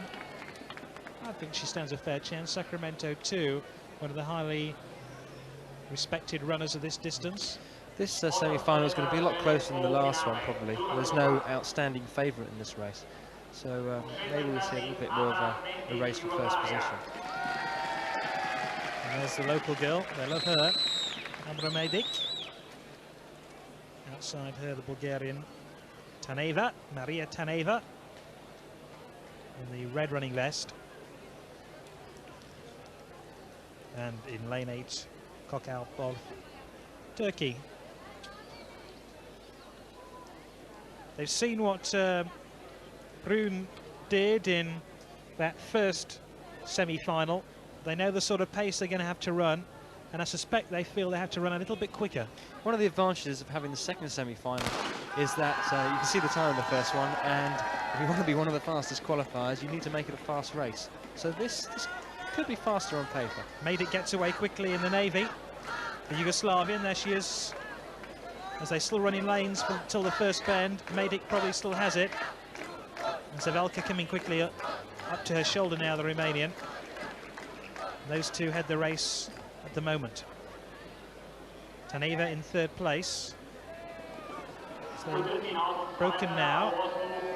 and take up a steady place. The Romanian leads, Zavelka, Medic of Yugoslavia second. It's a bit of a battle between the Soviet Kopitova and the Bulgarian Taneva for third place. On the inside, Kokak. So we approach the bell, that's where the fun and games will begin. And it's still Zavelka in first place, but Medic is getting a tremendous reception from the athletics fans here in the Sloboda Stadium. And she's right on the shoulder now of Zavelka, and it's going to be a fascinating battle between the two, and there's plenty of the girls in contention as well. This is a much tighter race than the first one, and I think the pace is slightly quicker. You see the Portuguese girl coming up on the outside. She looks as if she's someone who doesn't have too much of a kick in the way she runs, so she's probably going to want to take the pace up now for the next 1 to 200 metres, try and run the legs off some of the girls further back. That's Sacramento who hits the front in the green shorts, and she's really training the field along with her, and they're desperate to keep with her. Zavelka coming back on her all the time. Zavelka will overtake her again. The Portuguese runner and the Romanian are having quite a little battle of their own. The Portuguese athlete comes back. Sacramento still has it. Zavelka second. And coming through strongly now is Koptova of the Soviet Union. It's 1, 2, 3 in that order. In fact, it'll be Zavelka will take it. Sacramento takes second place. Koptova of the Soviet Union takes third place. And fourth will be Huyssen of Belgium. And Zavelka wins in a time of 2 minutes 5.58 seconds. The interesting thing here is that it is a faster race than the previous one, and the Belgian girl in fourth place is really working here to try and get a fast time, to be one of the fastest qualifiers, sorry, one of the fastest losers to qualify for the final tomorrow. That was a much faster race than that first heat. Let's just make that clear. Zavelka will qualify along with Sacramento and Kopitova, and Huyssen, I think, will qualify as a fastest loser along with the three girls in that race. So we take a break. Coming up, the women's 400 metres semi-final, heat 1 and 2. Welcome back to Yugoslavia for the European Junior Athletics Championships. Next up, the women's 400 metres semi-final, heat 1. In lane 1, Luzar of Yugoslavia. In lane 2, Volk of East Germany. In lane 3, Paulette McLean of Great Britain. Yazalainen of Finland in 4. In 5, Marino of Spain. Milosadova of the Soviet Union in 6. In lane 7, it's Koch of Romania. Forgarasi of Hungary goes in lane 8. Man who knows a little bit about running in the 400 metres is Roger Black. Invariably in the European Junior Championships, the women's 400, for some reason, is always won by an East German. As the men's 400 actually is usually won by Britain. And they've got a new girl out here, Volker, who's actually a 200-metre specialist, and it looks as if she's been put up for the 400 in place of a few other young girls in East Germany who you would expect to be here. Volk in lane 2. Remember, the first 4 qualify for tomorrow's final. So no fastest losers here. They've got to get inside the first 4 to be certain of their place in that final tomorrow. And Volk has gone very, very quickly away. So too Milosadova of the Soviet Union. Watch out also for in lane 5, Marino, Spain. They're in third place. And it's very, very quick in the opening stages. So the first 200 metres. Here they come now. And Anka Volk of East Germany, one of the favourites for the 200 metres as well, has stamped her authority all over this race, and she's coming strongly now in lane 2 in the blue vest. She leads quite comprehensively. Milosadova of the Soviet Union, I think, is now in second place. In third place, Marino, Spain. Yazalainen of Finland battling for fourth place with Luzar of Yugoslavia. She gets it. Luzar is out, and it means Volk wins and goes through to the final. Her time, 53.15. Second was Milosadova. Third in the race was Marino of Spain, and fourth, Yazalainen. She doesn't look to be too bothered after that race. That's important. The final comes up tomorrow. Semi-final now has to be forgotten. She just bent over double, so maybe she's a bit tired than she looks. So Volk wins it. Milosadova second. Marino in third place. Fourth, Yazalainen goes through as well. So shortly we'll see heat 2 of the women's 400 metres. Second semi-final. Nicola Crowther goes in lane 1. In lane number 2, there's nobody in lane number 2. It's Manialova of the Soviet Union in 3. In lane 4, Bátori of Hungary. In lane 5, Solcan of Romania. In lane 6, Varsamidou of Greece. Landre of France in 7. In lane 8, it's Marti of Switzerland. Tomasova of Czechoslovakia was meant to be in lane 2. She's scratched from the championships. There'll just be 7 runners in this second semi-final. They have to get inside the first 4 to qualify. Solcan in lane 5, the Romanian, 3rd fastest in Europe this year.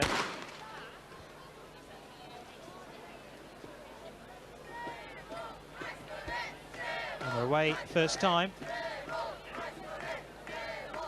Girl on the outside really has gone off very quickly because you can't see anyone inside her. That's Marti.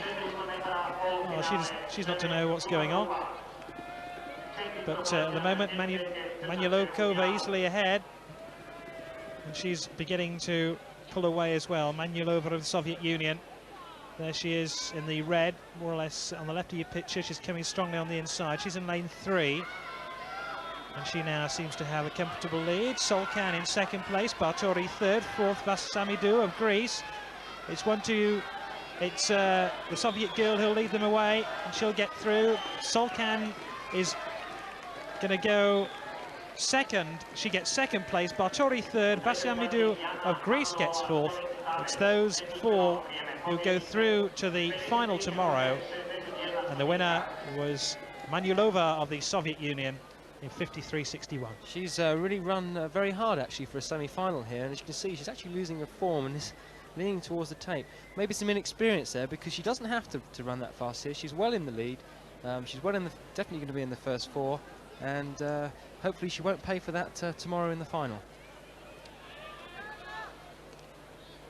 Disappointment for Christine Marti of Switzerland, who finished 5th. Those are the top 3, Manialova, Solcan and Barty. Along with those, it's Varsamidou of Greece who go through to the final. We'll see that tomorrow here on Eurosport. Here's the ceremony for the hammer throw. And the man who really destroyed the opposition, Sergei Kermesov, with a throw in excess of 72 metres. It was good enough to win him the gold medal. Let's check now on the competitors for the men's 400 metres semi-final. Heat 1, Hellman of Sweden in lane 1. Lane 2, Rusterholz of Switzerland. Luteritz of East Germany in 3. Jean-Charles of France in lane 4. In lane 5, Golovastov of the Soviet Union. Grossi of Italy in 6. Munzer of Austria in 7. Zeltzer of West Germany in lane 8. Now, you know about winning European Junior Championships at this distance. Semi-final stage is the stage where the championships really does begin. No messing around here. It's the first 4, and they're all very, very close in standard. So they're going to have to run here. They'll be looking to run around the mid 47 seconds towards 48 seconds. And that won't be too easy. And they're all going off relatively hard.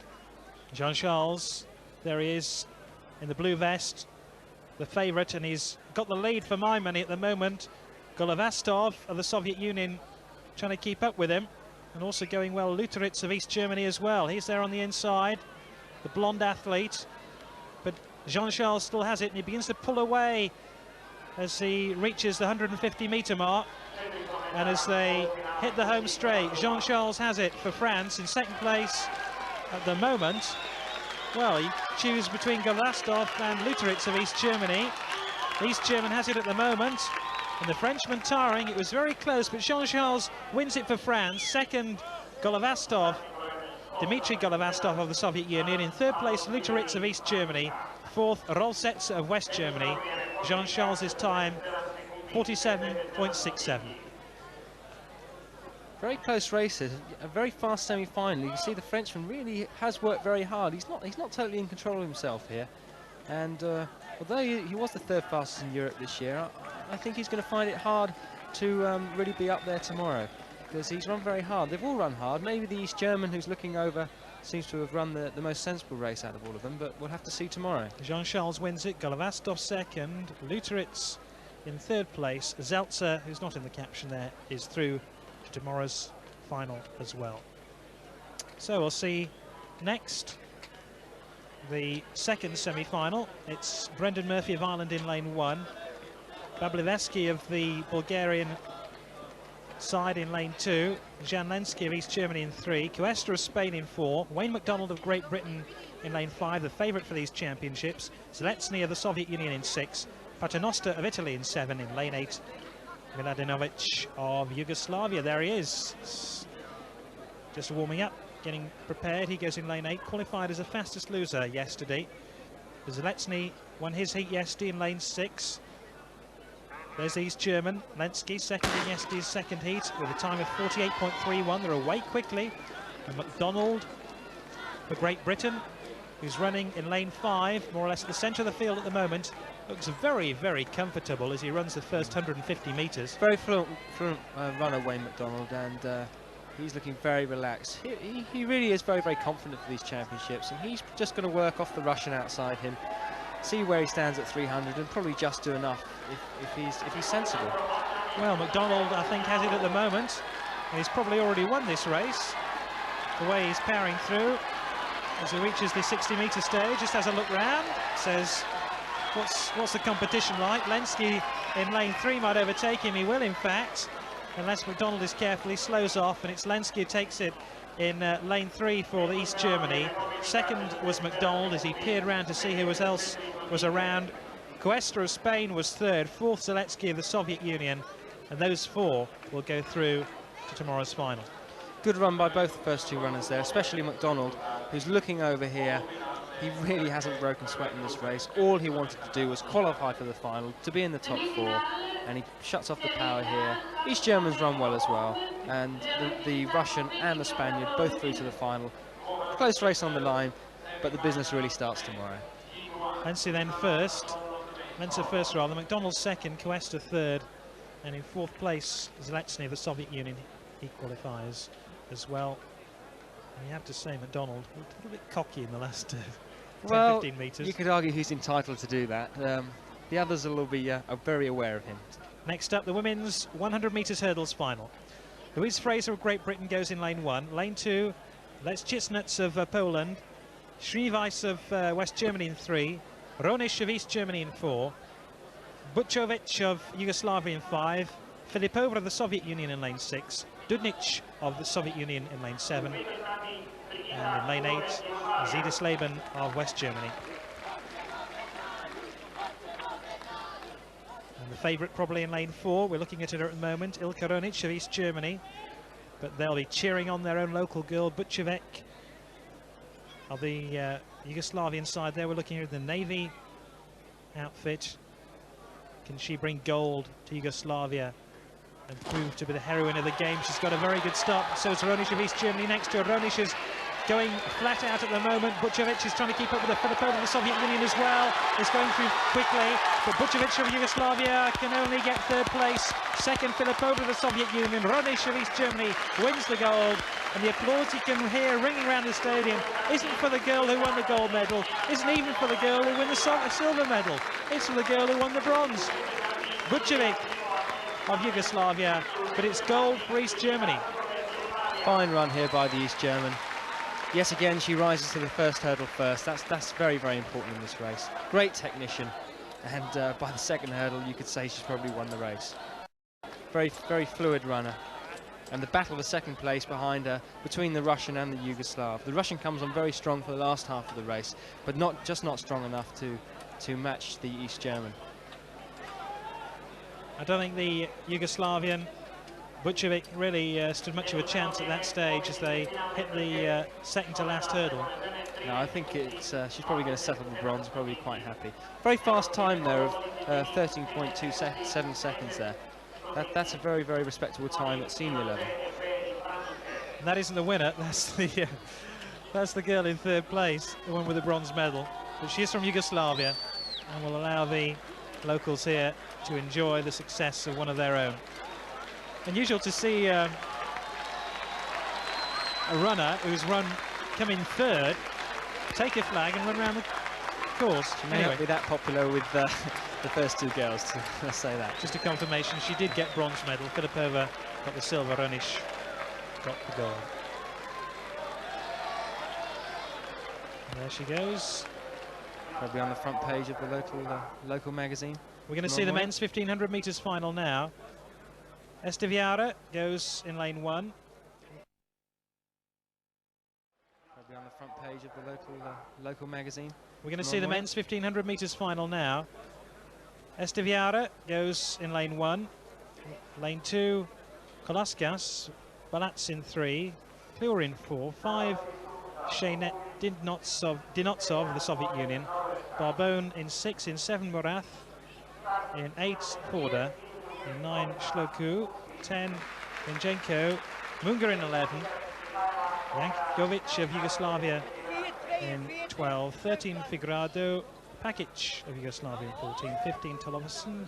The lanes don't really matter as we go into the 1500 metres final, but it does mean that they have to line up in this order, but they'll break very, very quickly indeed. And here they are, very, very strong start by Figueroa of Portugal. He's the early pacemaker. Remember, 3 3/4 laps. Quickly up on his shoulder. The man in the yellow running top, Morgan Tollefson, favourite, ranked number 1 in Europe this year.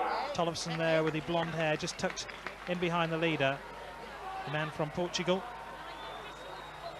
Figueroa, he's the early leader. Very tactical race at this stage. They all want to keep in contention at the front of the pack. Nobody wants to get left behind. Steady pace this. Nothing spectacular, but it's not too slow. Field isn't too bunched up, and you would expect these sort of the runners with who believe they don't have too much of a kick to take the pace up in the first 2 laps, try and run the legs off the kickers, or the so-called kickers. First lap of 57.33, respectable, nothing special, but there certainly is a race on here. Beginning to stretch out the pack now. 3 or 4 or 5 of them now pulling away from the rest of the field, but it is early days in the 1500 metres, and Munger in 3rd place from Switzerland, 5th fastest in Europe this year with a time of 3 minutes 47.70. So he's a useful runner, though the Portuguese man running from the front at the moment, Figueroa. I just get the impression that perhaps he's gone out very quickly, the Portuguese, and I just wonder if he's got the legs to stay there once the big boys start kicking towards the back end of the race. Well, you probably say no, but I mean, he's stretching out the field and he's hoping that he can run the legs off some of them. The Swede doesn't look that comfortable in 2nd place. I mean, he is number 1 in Europe this year, and he doesn't look particularly comfortable. That may just be the way he's running. But it's really hard to tell here. In fact, Michael Kluwer, West Germany, the fastest qualifier for today's final, well back in the race. He's beginning to come forward, though. Probably in 5th or 6th place at the moment. Barbone of Italy handily placed 2 back in that bunch. Portuguese runner here, really now trying to stretch the field out. He'll have to do well to shake off the attention of Morgan Tollefson, who's lying 2nd, and also in the red vest, Munger of Switzerland. And those 3 locked in confrontation at the front of the field, but they're beginning to come round on the outside. Michael Kluwer beginning to show right on the outside. He's beginning to stamp his impression on this race. Number 465. There he goes. He's overtaken everybody and picks up the race on the bell. Yeah, Kluwer's now running for home. He's said that the pace is a bit slow for him, and now this is where the race really begins. Swede's gone with him, and they're really sorting out the field now. Kluwer leads, Tollefson 2nd, Munger 3rd. It's any one of those 3, and Kluwer takes the field and begins to string it out, kicks for home and says, catch me if you can, I'm after that gold medal. It's still Kluwer who leads to West Germany, the fastest qualifier, and he's showing just why he was the fastest qualifier by running this race from the front now after taking it up on the bell. He's inside 200 metres. And he now sees gold in his sights. Tollefson might have to be happy for 2nd place, although he's tiring. He looks round. That's a sign of tiredness.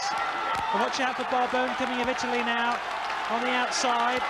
He might end up with a medal, but it's Kluwer who'll win it. Tollefson cannot find a way back. He'll have to settle for silver. In fact, he's lost out of the silver. Barbone of Italy with a tremendous run inside the last 25 metres. Pinched the silver medal from Tollefson, but Kluwer gets the gold for West Germany. 2nd Barbone of Italy, and 3rd Tollefson of Sweden.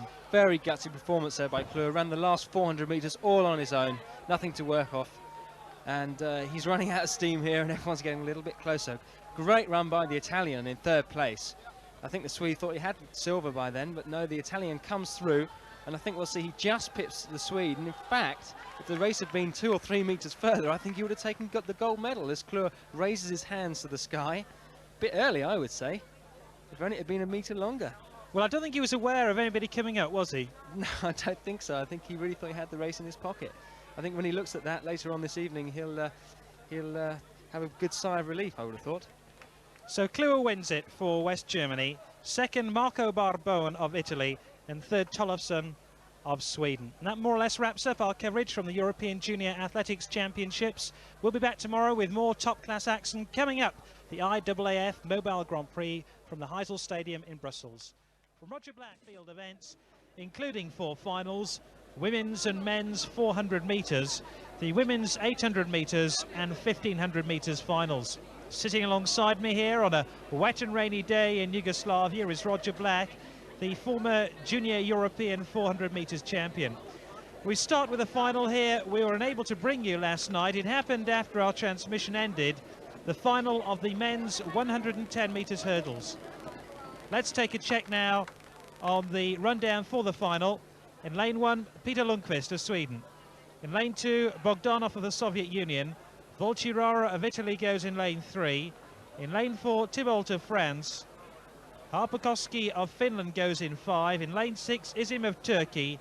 Pachora of West Germany. In lane 8, Michael Schweinfurth of West Germany. We're looking at Peter Lundqvist, wearing number 737. The favourites will be Thibault of France. He goes in lane 4. We look at Bogdanov at the moment, third in the semi-final, ranked 2 in Europe this year. Has run 14 seconds, just over 14 seconds in fact this year. Volchirara of Italy, second to the semi-final. The bespectacled Sebastian Thibault of France. The man who must be very hot favourite to take this race. Roger? I think from what we saw in the semi-finals yesterday, Thibault was probably going to start off a favourite. This man here, Harpakoski from Finland, also won his semi-final and is coming into good shape. Yes, he won that semi in 14.41, ranked 3rd in Europe. There's Izim of Turkey, the outsider.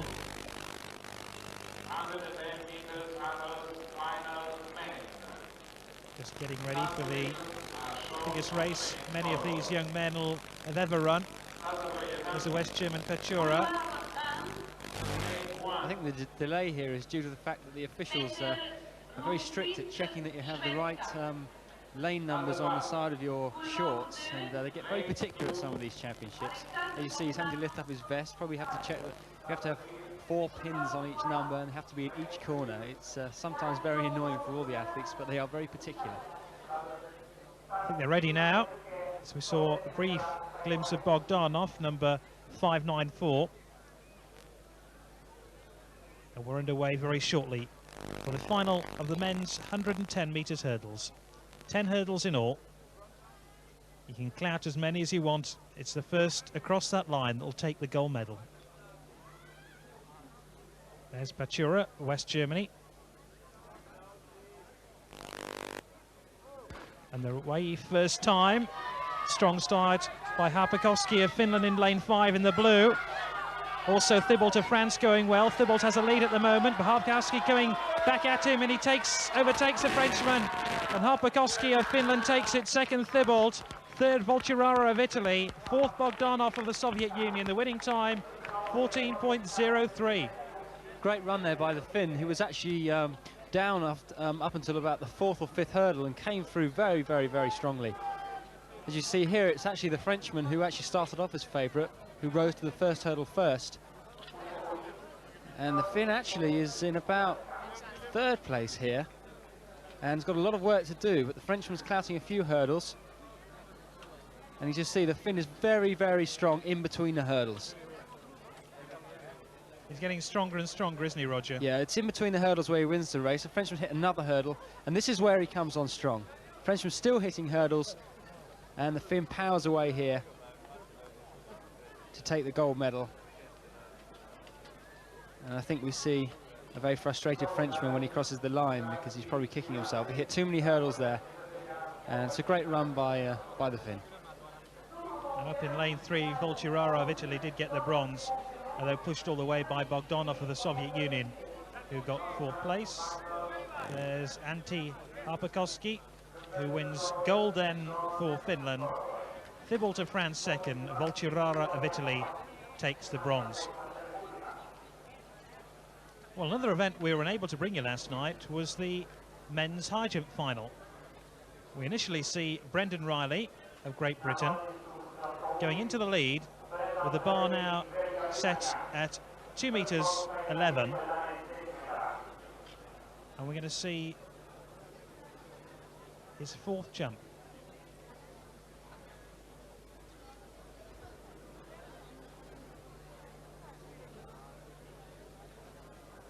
Here he comes, and he clears out to go into the lead. Very early on in the competition, this. He cleared 2:11 to go into the lead. But it was getting later and later as this high jump final progressed. And the next man we're going to go see is Lindo of Great Britain. He goes into the lead 2:17 with this jump. See how flighted he is. Roger, he's a promising high jumper for the future. Very, very promising. In fact, was a late selection for the British team, and I think, if I'm not mistaken, that's very near his personal best, and he's certainly coming to his fore for this European Junior Championships. Great technician, very springy, very, very bouncy. Attacking the bar now, eyes on the bar.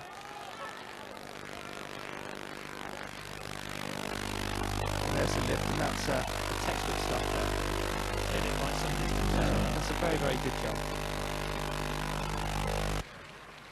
Well, as dust began to fall here in Yugoslavia, we then saw Topic of the home country, who was going to try take the lead with the bar at 2:20. He was lying 4th. This is his 2nd attempt.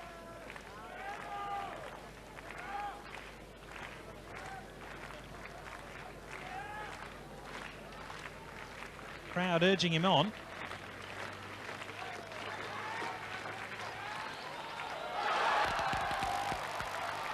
can see his excitement and the crowd's excitement too, and he went into the lead. Dragan Topic. Very patriotic crowd, these Yugoslavians. Anyone who's within the possible chance of getting a medal gets a great reception from them. And this is a great jump. I mean, when you're moving into the 2 meters 20 area in the high jump, you're talking top-class junior athletics here, and that's a fine jump from the Yugoslavian.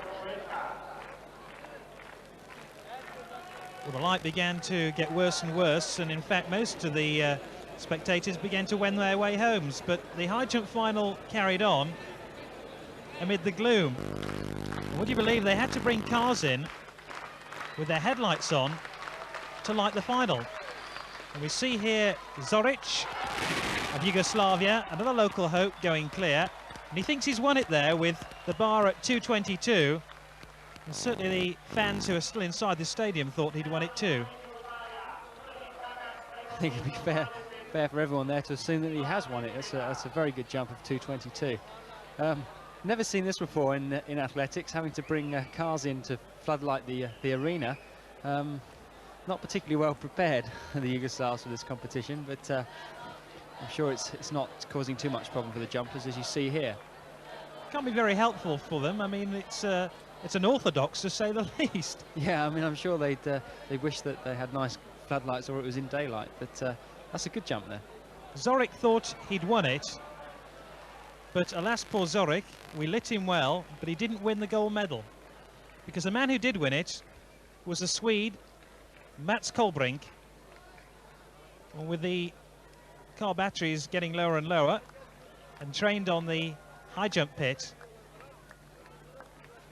Kolbrink had a chance with the bar at 2:26 to snatch the gold medal away from Zoric. And this was his effort. And he knows there he's won gold. Yeah, that's a great jump by the Swede. Personal best, 2 meters 26. Before he came into the competition, he was only ranked 3rd in Europe this year with 2 meters 21, and he's really cleared 2:26 by a long way there. And you know, he's probably got 2:30 in his legs, maybe this year or definitely by next year. So a prodigious talent there. Confirmation that Kolbrink, in fact, took the gold medal. So we're going to be back with more athletics from the European Junior Athletics Championships in a moment.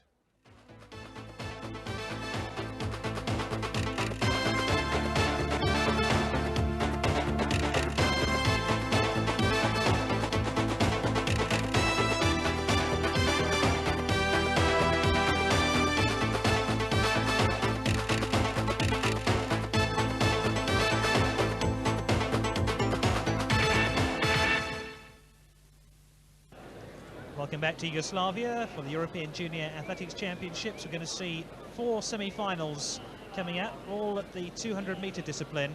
We start with the women's 200 metres semi-final heat 1. First 4 qualify for tomorrow's final. Check on the runners then. In lane 1, Marissa Smith of Ireland. In lane 2, Humus of Romania. That's Nieska of Poland goes in 3. Kathy Merry, just 14 years old, in lane 4 for Great Britain. Torin of the Soviet Union in lane 5. Lane 6, Schoenberger of East Germany. In lane 7, Lundberg. And in lane 8, Hutz of West Germany. I think a lot of speculation surrounds the girl. I think it's no disrespect to call her a girl. Kathy Merry, just 14 years old, who goes in lane 4. And then we're looking at the moment at Marissa Smith. Kathy Merry, Roger, a name we're going to hear for a long, long time in athletics. Yeah, certainly in Great Britain anyway. She's only 14, a prodigious talent, but you know, she's got a long way ahead of her until she really reached the top level, and she's under a lot of pressure as well. For away first time, Mary's got a good start, but with an even better one is Torin in the red in lane 5. Outside her, Schoenberger 2 of East Germany showing well in the blue, and it's Schoenberger who hits the front at the moment. It's between the Soviet girl and the East German, Schoenberger and Torin, and it's Torin of the Soviet Union who will win it. Second will be Schoenberger.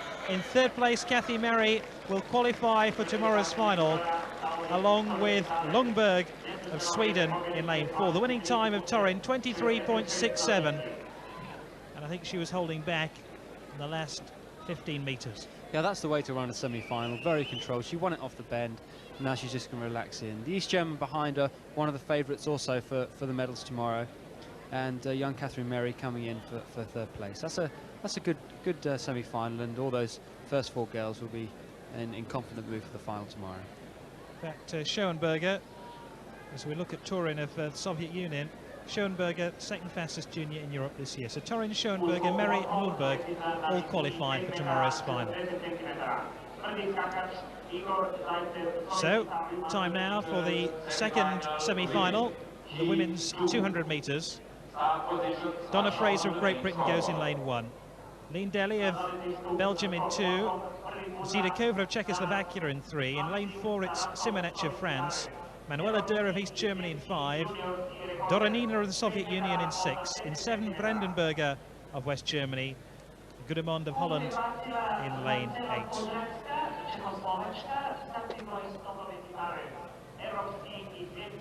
There's Donna Fraser from Croydon. Personal best of 23.69 seconds. Won a big junior international meet in Italy earlier this year. There's the Belgian. This body's in danger.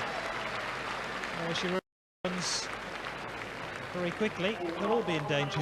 I think she should have that in French, shouldn't she, if she's from Belgium? Yeah, T-shirts are all the fashion nowadays in the international arenas, and you get some very amusing ones. Britain's Daley Thompson was the initiator of all that, and we've seen some great ones from him over the last few years, and looks as if it's catching on throughout Europe. There's the French girl, Simonec. She's ran 23.41 seconds this year. That'd be good enough to get her into the final, no problem at all. She's only run that recently as well. She wasn't in the latest rankings that we saw over here, so she's obviously run that within the last 2 weeks. We just saw Manuela Dur. She's already got a bronze medal for third place in the 100 metres. She'll be looking to improve on that in tomorrow's final. Doronina of the Soviet Union in the red. Brandenburger of West Germany. She's quite a heavily built woman, isn't she? She is for the 200 metres, yeah. But power is what it's all about, power and grace and speed. We come in all shapes and sizes, athletes, and something of a contrast. Gudenbond. There must be a stone between them. I'm not sure it's quite the right thing to do to talk about athletes' weight, so we'll look forward now to the start of the women's 200 metres semi-final, heat 2. Remember, the first 4 qualify for tomorrow's final. Weather here today, wet and cool, and I suppose that's how the athletes like it, isn't it, Roger? Well, really, actually, Gary, they like it warm and still. But I thought you'd say that. Pretty good conditions, though. Now they're away first time, and Gudenbond got off to a good start in lane 8. Simonetch of France in the middle there, in the blue. She's coming very strong as well with Manuela Dürr of East Germany. And it's in lane 4, Simonetch of France, who has a lead at the moment. Second, Dürr. Third, Doronina of the Soviet Union. In fourth place, Sidakova of Czechoslovakia. Those 4 will go through to tomorrow's final. Brandenburger, West Germany, just outside them. Simonetch won that one in 23.67 seconds. Very comfortable indeed. Very comfortable run by her, and also by the East German girl in second place. I think the women's 200 metre final tomorrow is going to be a very close run thing. There are 4, 5 or 6 girls who have run very comfortably in their semi-finals, and their personal bests all seem to be around the same area. So we should have a very close final tomorrow. Interesting to note that Simonetch, who won the second heat, and Torin, who won the first, ran identical times. I think it's going to be a very exciting final. So Simonetch, Doronina and Zidakova of Czechoslovakia all through to that final tomorrow, which you will be able to see here on Eurosport. Well, after the women's 200 metres semi-final, come the men's 200 metres semi-final. Heat 1. Belarose of France goes in 1. Cipolloni of Italy in 2. Olbrich of East Germany in 3. In lane 4, Eriksson. In lane 5, Chilikov, who's already won a gold medal in these European Junior Championships in the 100 metres. Makovac of Poland in lane 6. In lane 7, Schultermater of West Germany. And Fugallo of Great Britain goes in lane 8. The person we're looking at the moment, Chilikov, already got 1 gold medal back in the dressing room, and I wonder if he's going to pop a second one in his pocket tomorrow. I think there's a distinct possibility of that, Gary, because he's actually more suitably built for the longer distance of 200 metres. In his 100 metre final, he had to come right through at the end to once he was in his stride to take the gold. A great run there. There's the Great Britain runner. Fugallo, been troubled by injury this season, and perhaps only with an outside hope of making tomorrow's final of the 200 metres. Yeah, I think he'll be one of those athletes who's going to be scraping for that 4th place. On his day is capable of getting it, but he's going to gain a lot of experience from this race. And there's Alexandre Chilichov of the Soviet Union. Fastest qualifier for today's semi-final. He ran 21.33 in one of the heats. Won that heat too. That was this morning. Gold in the 100 metres. About 6,000 people in this stadium here in Varaždin in Yugoslavia. And they're away first time for the men's 200 metres semi-final, heat 1. Chilikov inevitably away very, very quickly at the centre of your picture in red. So too Makovac of Poland just outside in. And it's Chilichov who hits the front and looks comfortably in command of this race. Although Eriksson going well too in the yellow. It'll be Chilichov who wins it. Second, Makovac of Poland. Eriksson third. Fourth, Olbrich of West Germany in the blue. And fifth, Fugallo of Great Britain. Chilichov's time, 21.25 seconds. That's a very confident run there by the Russian. He switches off power with about 15 metres, 20 metres to go. And he should definitely run under 21 seconds tomorrow and lower his PB even more. There he is. I wonder if he actually stopped his watch or started it as he started the race. Chilichov, Makovac, Eriksson and Olbrich all through to tomorrow's final of the men's 200 metres. Chilichov goes into that final as favourite to take the gold medal. Semi-final number 2 then of the men's 200 metres. In lane 1, Asche of West Germany. Saarinen of Finland in 2, Pagan Kopf of West Germany in 3, the 4th fastest junior in Europe this year. Zaluski of Poland goes in lane 4. In lane 5, Johnson of Sweden. Holkema of Italy in lane 6. In lane 7, John Kenny of Great Britain. In lane 8, Louis Touron of Spain. There is Ashe of West Germany. There's the Finn. These two runners, the outsiders, Pagan Kopf, should go through. Certain to go through, I think, is Zaluski of Poland, second in today's second heat, in a time of 21.39 seconds. Silva, of course, in the 100 metres final. There's Johnson of Sweden. Long flowing locks. Contrast of hairstyles. Holkema of Italy. John Kenny from Ilford, 18 years old, personal best of 21.31 seconds. That time, 6th fastest time in Europe this year. There's Touron of Spain.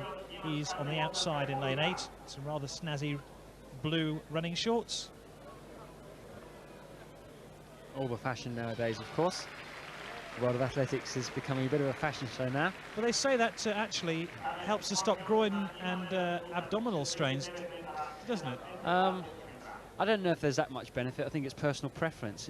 Some athletes prefer to wear the longer tights. Some like to wear the traditional shorts and vests.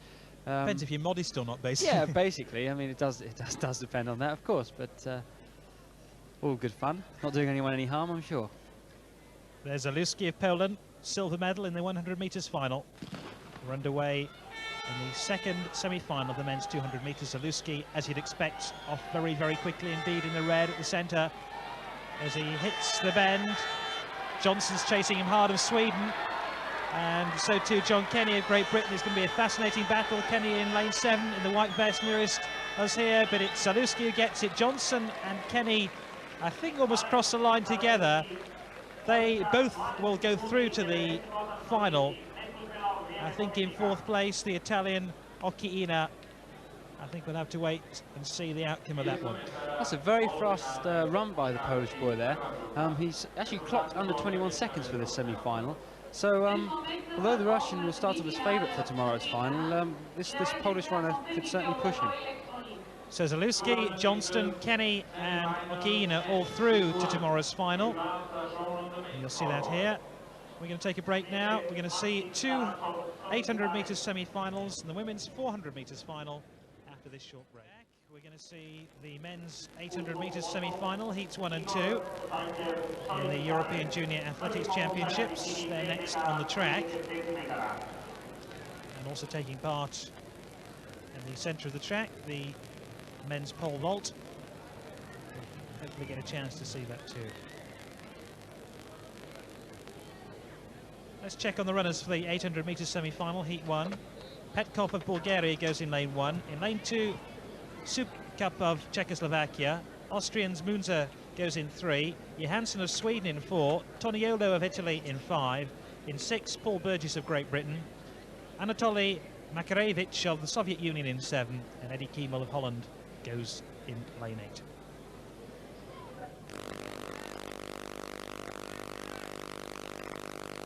Roger, what's going through some of these young men's minds now? Well, really, semi-final stage. For the top runners, they just want to get through as comfortably as possible.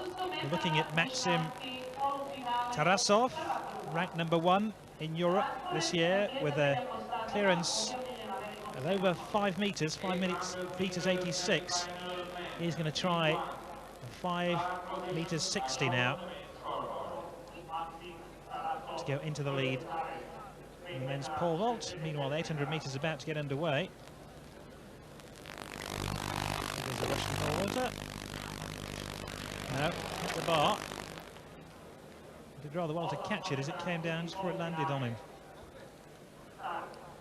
He'll have another attempt at that. Still a red-hot favourite to take the pole vault gold medal. He's the class competitor in this field. I mean, to jump 5 meters 80 towards 5 meters 90 already as a junior is staggering, really. He holds the world and the European junior pole vault record. We've missed the start of the 800 metres. We'll bring that in a moment when the Yugoslavian TV director chooses to do so. He's obviously following in the footsteps of the great Sergei Bubka. Oh, back with the 800 metres at last. It's the Czech Sukup who takes the early lead, not for very long, because Muno takes it over, the Austrian. Remember, 2 laps, they break now. Remember, they have to run in lanes for the first bend. Makarevich hits the front, Soviet Union.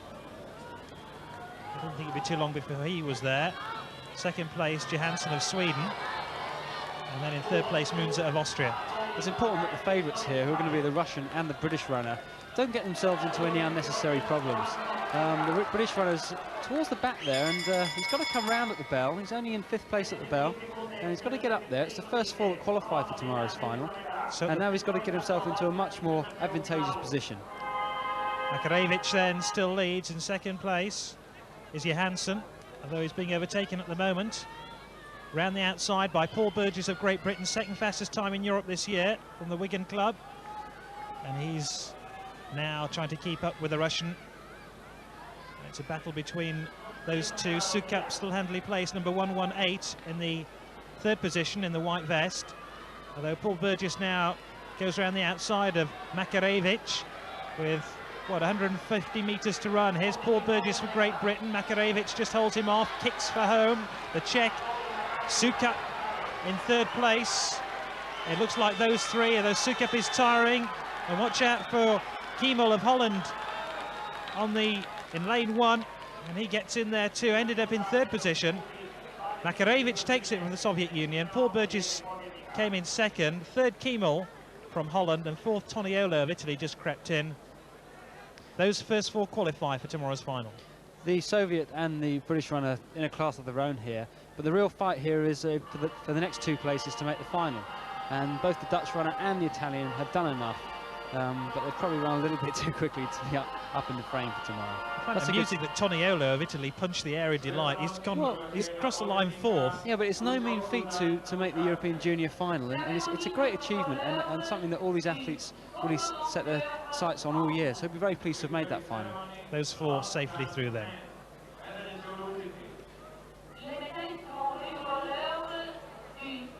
Shortly, the men's 800 metres semi-final, heat 2. Let's see how they line up for that. Craig Winrow of Great Britain goes in lane 1. Vincent Hook of Holland in 2. Vaclav Heriš of Czechoslovakia in 3. The Bulgarian Sergei Mitov in 4. Soviet Union's Orehov in 5. Aguado of Spain in 6. Michael Wildner of Austria in 7. Carsten Otte of West Germany goes in lane 8. 2 class competitors here are Craig Winrow from Great Britain, who is the fastest junior in Europe this year. Just having a brief look at the women's javelin, and that's Karen Forkel, got the bronze medal in Birmingham 2 years ago in the 87 European Junior Championships. Again, a name who I'm sure we'll hear of in years to come in senior athletics. That's her second throw. I think she might have reached 60 metres. 59.32. She goes into the lead. We're away then at the start of the men's 800 metres semi-final, second heat. Winrow has started well for Great Britain as they run the first bend in their lanes, and then they break now. Winrow takes it up 8.28 on the right of your picture, although Bulgarian Mitov, the centre, boxed in as they jostle for position. Winrow has the lead. In second place then, the Austrian Wildner. Handily placed is Vincent Hook of Holland. Winrow's the fastest in Europe this year, as I already said, and he wants to dictate the pace here. Very slow pace. He's just going to say, okay, I'm out of trouble. I just want to dictate the pace here. You guys have got to follow me. I know what I'm doing. So the real race for the first 4 places are going to be in that bunch. And everyone's very cautious, looking around, 2 elbows going around as they come to the bell. Very slow, 58.37. This is going to be a kicker's race. Rehov handily placed in second place, the Soviet runner. And on the far side, Carsten Otte of West Germany. He's a big lad, isn't he? They breed them big in West Germany. There he is, just powering his way to the front of the field. He must be a good 6 inches taller than anybody else in the field. Hard to believe he's under 20. But they kick now, and Hirish now beginning to challenge Craig Winrow of Great Britain. And there's a fascinating battle between the Czech and the Briton. They're side by side at the front of the field. The Czech on the left of your picture, the Briton on the right. And behind them is the West German Otti.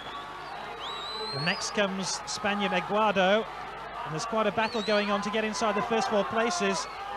And the Dutchman Hook is squeezed in there and taken second place with a good late burst. Hirish of Czechoslovakia won it. Second, Hook then of Holland. Winrow ended up third. He did enough at the early stages of that race to secure his place in the final. And in 4th place, Carsten Otti of West Germany. The man who missed out was Sergei Mitov of Bulgaria. Very good run there by the British runner. He's switched off the power here, looking round, looking forward to tomorrow's final, obviously. The Czech's very happy to have won that race, and you know, it's not about semi-finals, it's not about first rounds. You know, these championships are about the final. So the real work starts tomorrow, and they shouldn't really be celebrating winning that one. There's Hirish of Czechoslovakia, 3rd fastest man in Europe in 1989. Those 4 are through to tomorrow's final of the men's 800 metres. I wonder if Hirish will be celebrating gold this time tomorrow. Time now for the final of the women's 400 metres. Naomi Batory of Hungary goes in lane 1. Alina Solcan of Romania in 2. Julia Marino of Spain in 3. Victoria Milosadova of the Soviet Union in lane 4. In lane 5, Volk of East Germany. In lane 6, Jaiskalainen of Finland. Manu Clover of the Soviet Union goes in lane 7. In lane 8, Marina Varsamidou of Greece. The fastest qualifier for today's final with a time of 53.15 seconds is Anna Volk, although we're looking at the moment at Solcan of Romania. There's Milosadova, 2nd fastest qualifier with a time of 53.45 seconds. There's Anna Volk, we were talking about her a moment ago. One of the favourites, the 200 metres title as well. Jaiskalainen of Finland. And how about that for a name? It's all yours, Gary. Manu Clover of the Soviet Union won yesterday's 2nd semi-final, but only 5th fastest qualifier for the 400 metres final. And there's Varsamidou, the Greek slowest qualifier for this 400 metres final. Volker will start off as favourite, as she was the most impressive in the semi-finals. But I think this race is going to be a bit closer than many people think. I think the Romanian Solcan is in with a chance, and so is the Spaniard. She's one to look out for. And obviously the Russian has got to be one of the favourites as well. This should be a relatively close race. There's Marino of Spain. You can actually see that it's beginning to rain here again. And the trackside officials having to wear raincoats.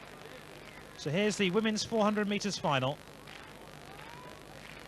1 lap of this track and a prize gold medal.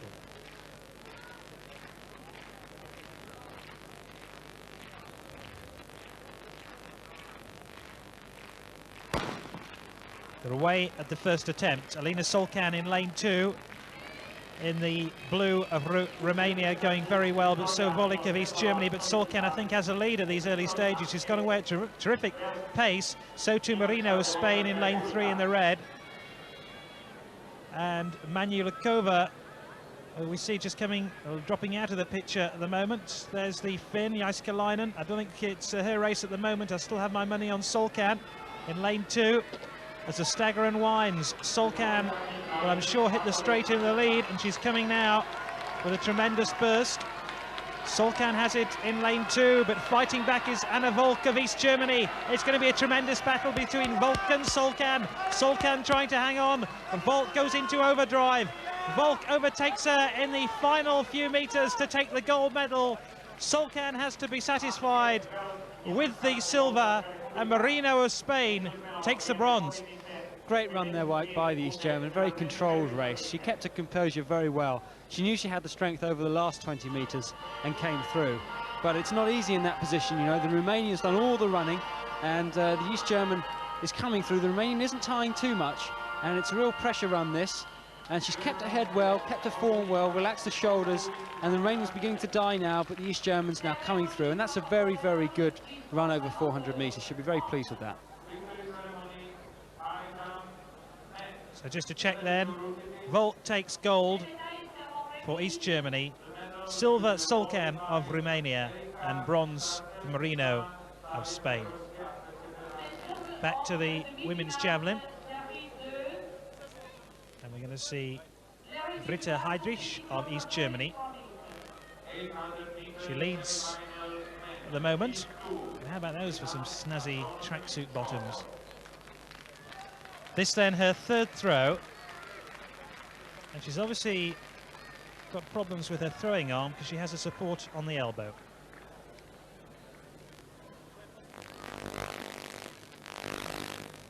That's not a bad throw. It's just short of the 60-metre mark.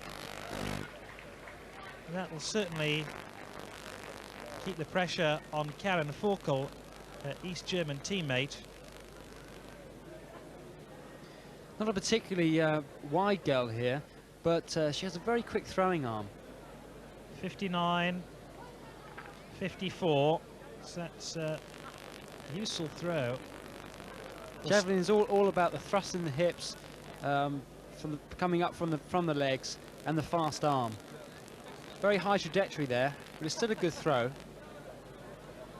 But she's probably got a good 3 or 4 metres left in her if she can get her trajectory right. Next, Nathalie Tep from France. Her third throw. She's thrown the best throw, 55-88. She's looking to improve on that. She hasn't really got hold of that. She'll be a little bit disappointed. We're taking a break there. We'll be back with more athletics from Yugoslavia in a moment. Coming up now, 3 finals: the men's 400 metres, women's 800 metres, and the women's 1500 metres final. It's the highlights of the programme today, and we start with the men's 400 metres final. The lineup: Rolf Setzer of West Germany goes in lane 1, Carsten Luteritz of East Germany in 2, Zeletsny of the Soviet Union in 3, Wayne MacDonald, favourite to win the gold medal, in lane 4 for Great Britain. East Germany's Jan Jelecka goes in lane 5, Miguel Cuesta of Spain in 6, in 7 Golovastov of the Soviet Union, Thierry Jean-Charles of France in lane 8. The man who won this title back in 1985 in Cottbus in East Germany sits alongside me, Roger Black. Looking forward to this final, Gary. Wayne MacDonald from Great Britain is the firm favourite from his performances in the semi-final and the He's said, hasn't he, that he can break your UK junior record of 45.36. Can he do it? There he is. Personally, I don't think he is capable of doing it quite yet. I thought you'd say that. He may do, you never know. I think someone like Wayne MacDonald is very confident, and my only sort of reserve about this race is that he might go off a bit too quickly. You know, he's had a very comfortable run through the semi-finals and the heats, and he might maybe lose a bit of control and go off a little bit too quickly. If you do that in 400 metres, it can be fatal. Hopefully he won't do it. I'm sure he's got the composure not to do it. But if he does do that, then maybe he won't run so fast. But I still think no matter, he will be the champion. There's Dmitry Golovastov, there he is, second in yesterday's first semi-final when he ran 47.68. He'll be looking for a medal as well. Thierry Jean-Charles, 5th fastest European junior in 1989.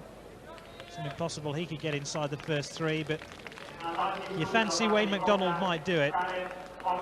He's been very confident to the point of being cocky. There he is in the heats and the semi-final as well. He looks a little bit nervous there. Oh, he'll be nervous, don't worry about that. Inside, the adrenaline will be pumping, and he knows that he's capable of winning this. He knows what he has to do, and now he's just got to go ahead and do it. I'll have to ask you, Roger, when are you going to see you back on the track? Oh, I'll be on the track definitely by next year. Well, I wonder if you'll be running alongside this man. I'm sure whatever the outcome today, he's a 400 metres runner that his country will be proud of. And here's to say he won't be taking part in the Olympic Games and Commonwealth Games and European Championships to come. Wayne MacDonald, the favourite from Haringey. World record, incidentally, 43.87, set by Steve Lewis of the United States. Away the first time. MacDonald's got off to a tremendous start. He's really burning up the field, and he's obviously decided that he's going to run this race and run it from the front. Yeah, he's certainly gone off at quite a pace. He looks quite relaxed, so hopefully he's in control of himself. He's destroyed the field here. I mean, there won't be level until about 300 metres where you get a real idea, but MacDonald is a good 5 to 10 metres up on the rest of the field here. That's staggering pace by MacDonald, and your UK record could be in danger here. Well, we'll see. There's still 100 metres to go, but he's way ahead of the field now. MacDonald lead, Lenske of East Germany second. Although MacDonald is beginning to tire, he's obviously gone off too quickly, and there's a race now as the East German tries to catch him on the line. Can MacDonald hang on? Lenske just gets second place. MacDonald had to fight for the line. His legs were turning to jelly in the last 15 metres. Lenske just got the silver. In third place was Golvastov of the Soviet Union. It was Thierry Jean-Charles who just missed out on a medal. He's not even sure he's won the gold. Well, he's won the gold medal, but there you see a perfect example of lactic acid building up in the body. Someone saying, here's a fridge, catch it and carry it for the last 50 metres. And Wayne MacDonald is really struggling here. His stride length is nearly cutting down in half now. He's looking round, probably a bit anxious, tiring in the arms, shoulders beginning to raise, and the rest of the runners can see that he's fading. They're coming through. 10 more metres and Lenske would have caught him. Well, 1 more metre and Lenske would have caught him. MacDonald is absolutely shattered here, and one last lunge for the line, and he's got the gold medal. He'll be very pleased with getting the gold medal, but he won't be particularly pleased with that run. It wasn't particularly fast either. His time, 47.20. Your UK record still stands. Still there, but I'm sure he's got some very fast times in his legs for years to come. In fact, he's 2 seconds outside that record. Well, today wasn't about times, it was about winning, and he did win. He did what he came to do. He may be a little bit unhappy with his performance, but it doesn't matter. He's got the gold medal. MacDonald then takes gold for Great Britain. Lenske takes silver for East Germany. Golvastov of the Soviet Union takes the bronze. Gold medal then for Wayne MacDonald. Next on the track, the women's 800 metres final here in the Sloboda Stadium. It's Bertha Brun who goes in lane 1, the world junior record holder. Fabia Trebaldo of Italy in 2. Ingeborg Huyssen goes in 3 for Belgium. Zavelka of Romania in 4. Sacramento of Portugal in 5. Kopitova of the Soviet Union in 6. Youngman of Holland in 7. And Tordoren of Hungary in lane 8. There's Bertha Brun. It surely must be her race this afternoon. Well, she's the firm favourite. She's the defending European Junior champion of 2 years ago in Birmingham. She is the class of this field. She's a full 1 to 2 seconds faster than any of them, and they'll all be very aware of her. She'll probably try and run her own race and make the others run along her. But you never know in these championships. You know, many a firm favourite has been beaten, and you know, she could certainly be tested. Kopitova, third in yesterday's second semi-final. Don't write her off. And here's Stella Youngman, ran 2 minutes, 7.14 yesterday. And in the outside lane, Elizabeth Tordoren of Hungary qualifies the final as a fastest loser. 2 laps, remember. You run the first bend in lanes, then you break. But Bertha Brun, I imagine, will want to run this one from the front. I don't think she'll want to get boxed in behind anybody else. No, she doesn't want to make any mistakes. She doesn't want to get caught up in the pack. She must be supremely confident. Well, she looks it there, doesn't it? She doesn't look too worried. I mean, you should never portray someone as such a firm favourite, but she really is in this event, and I think she can mess around with the field if she really wants to. But it'd be interesting to see what her tactics are. Final of the women's 800 metres here in the Junior Athletics Championships in Varaždin. Watch Brun in lane 1 on the left of the camera, and she's eating up the field in the early stages. She almost has the lead, and that's before we even see how the stagger's beginning to unwind. She doesn't want to get caught in the midst of the field as they break now, and almost inevitably, Bruns has the lead. I think the key to this race is not Bruns, it's which of the other girls is prepared to have the confidence to take the race into their own hands. If they play into Bruns's hands, then she is going to probably win it. But if one of them can just maybe take the initiative, and the Romanian seems to be the person who should do that. She was the winner of the other semi-final yesterday. Then maybe Bruns won't have it all her own way. Bruns at the centre of the picture in the blue leads. Savelka to her right in second place. In third, Todoran of Hungary in the green shorts. Watch out for Youngman too in the orange as they hit the bell. Bruns, Savelka. Then the Belgian runner Huyssen, handily placed. The very tall runner on the inside. And she moves up now. Very heavily built woman. And she's now been overtaken in third place by Sacramento of Portugal. And it's Bruns, Savelka, Sacramento. Those are the first three. Youngman in the orange trying to keep up, and Bruns beginning to kick away now down the back straight. She takes Savelka with her, and Sacramento too. You'd think it's probably going to be these three women for the medal positions, desperately trying to keep in touch Kopiatova of the Soviet Union, who lies fourth in the red. But here's Bertha Bruns, and she's got the big kick when it matters at about 80 metres as she hits the home straight and heads for gold. No surprises there. Savelka in second place, Sacramento fading at the moment. And running through Youngman too. She's eating up the field. Sacramento has gone in third place. Youngman could come all the way through for a bronze medal. In fact, she does. Bruns takes gold. Savelka of Romania takes silver. And with a late burst, Stella Youngman of Holland takes the bronze. Well, she hardly looks out of breath, doesn't she? Incidentally, the winning time for Brun, 2 minutes 01.85 seconds. She ran the perfect race, controlled the race from the start to the finish. The Romanian girls run very well to get second, but the real race here is for the bronze medal, and there's a great run by the Dutch girl Youngmans, who comes through to take bronze, and she'll be delighted with that. Very sad, isn't it, when someone like Sacramento, just about to cross the line next, there she goes now, has run a very, very good race. She tried to keep in contact with Bruns, but Bruns kicked for home. Sacramento ended back in fourth place, and there's Youngman who gets the bronze. Bruns and the gold, Savelka the silver, Youngman's in third place. The next final on the track will be the women's 1500 metres.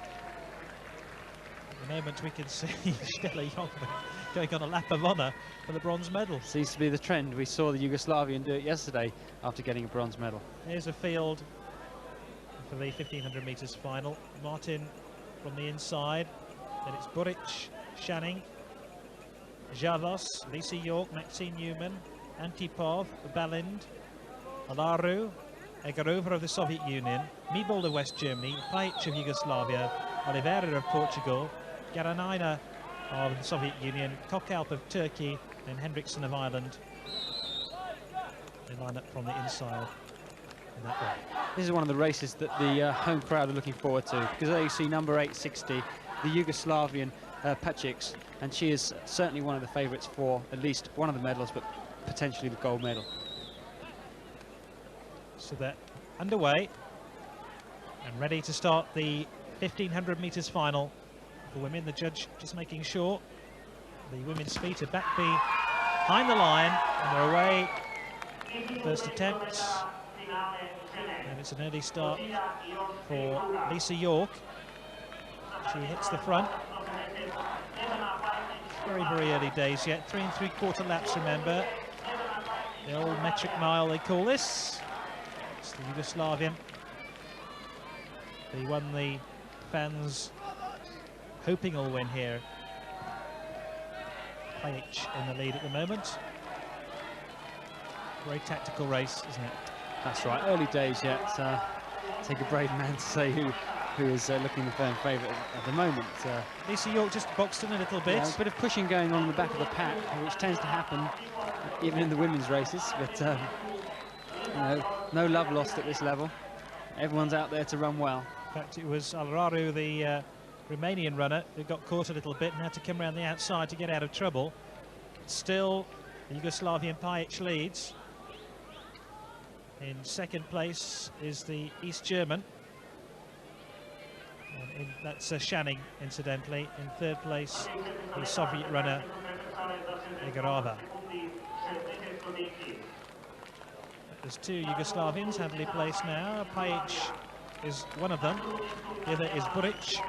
I'm sure the home fans enjoy that.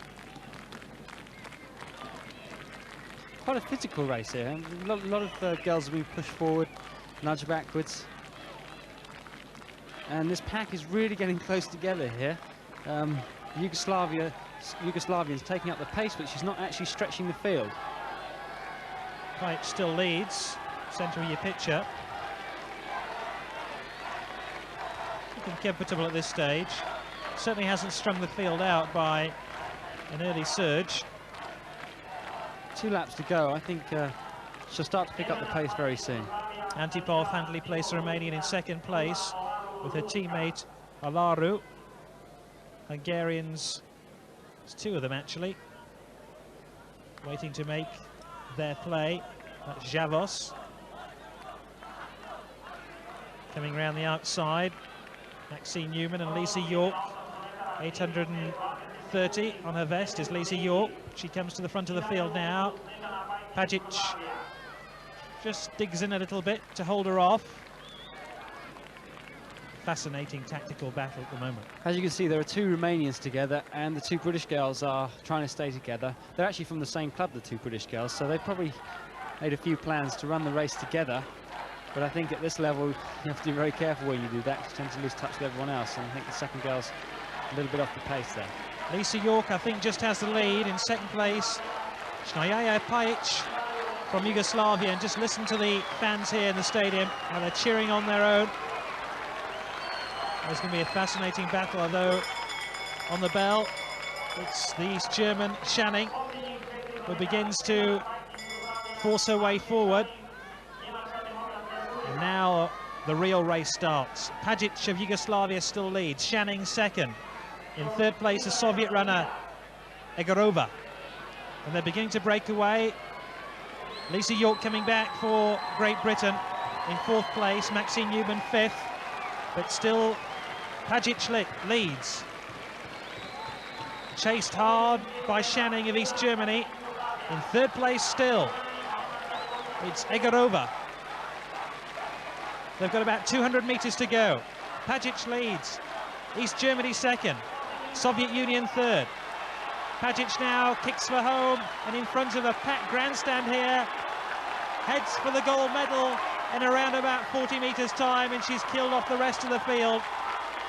And listen to the reception she gets as she crosses the line and wins gold in the European Junior Athletics Championships. Second, Shanning of East Germany. In third place, Egorova. And her coach is in tears. He's absolutely delighted. Here is a star for the future of Yugoslavian athletics. Well, they've been waiting a long time to see a local victory, and this young girl did it the hard way as well. She did it from the gun to the tape, led all the way. Great run. Pajic then here for the final day's action in the European Junior Athletics Championships. It's a cool but warm day here in Yugoslavia. Sitting alongside me in the commentary box is former European junior and senior champion Roger Black, who's going to describe the action with me today. Before we get underway with this evening's track and field finals, let's catch up with one of this morning's races, the 20-kilometre road race, which excited the crowd here in the Sloboda Stadium. It's virtually a half marathon, just under 13 miles ahead of these runners. And the favourite from East Germany, Dirk Nuremberger. Now, Roger, I know this isn't your discipline, but really these youngsters now have got to have their sights set on running a full marathon in the next quarter way through the race. The lead was taken by the man you can see at the front there, Stefanov of Bulgaria.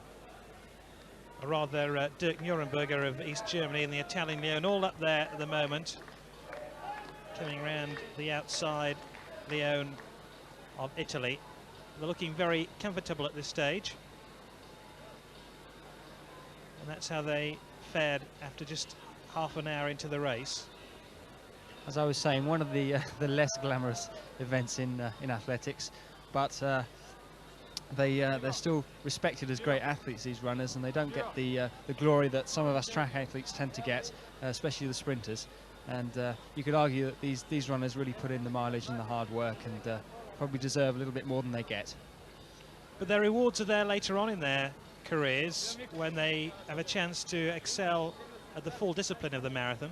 Well, athletics is all about personal goals anyway, so they're probably not too fussed about the lack of glory that they're going to get, but their personal goals are set, and this is just as competitive as any other event at this championships. As they cross the river, Leone of Italy led the race, and the East German Dirk Nuremberger looks in a little bit of difficulty, number 412, wearing the headband, and they've just dropped Bondarenko off the lead, and really the race is between those 4 or 5 runners. The man back there is Pinter, Hungarian, and that's the pain that these youngsters are going through, and they have to get used to hitting the wall, and it looks like 1 or 2 are hitting them right now. The man in the lead, number 659, Solovchek of the Soviet Union, and Nuremberger, you can see now, still in contention. He looks a little bit happier, and he's opened up a lead 3/4 way through this race. I think the Russian's paying for his early pace setting here, and the East German, although he actually looks in pain, seems to be stretching the field out now, and seems to be heading for home. At the back of the field there's Pinter, the Hungarian. But now here's Nuremberger, Dirk Nuremberger, in a very fast time. He's doing very well, and towards the end of this race the weather got increasingly better as they headed towards the stadium. Nuremberger had the lead, and in second place Solovchek of the Soviet Union. There he is. Inevitably he got a tremendous reception and collapses to the floor. Dirk Nuremberger crosses the line first, Solovchek came second. He's just crossing the line now, and he too is exhausted. And that's the state of his exhaustion. And there is the winner, Dirk Nuremberger, in a new championship best, 1 hour 3 seconds, .22, although this only the second time this discipline has been introduced into the European Junior Athletics Championships.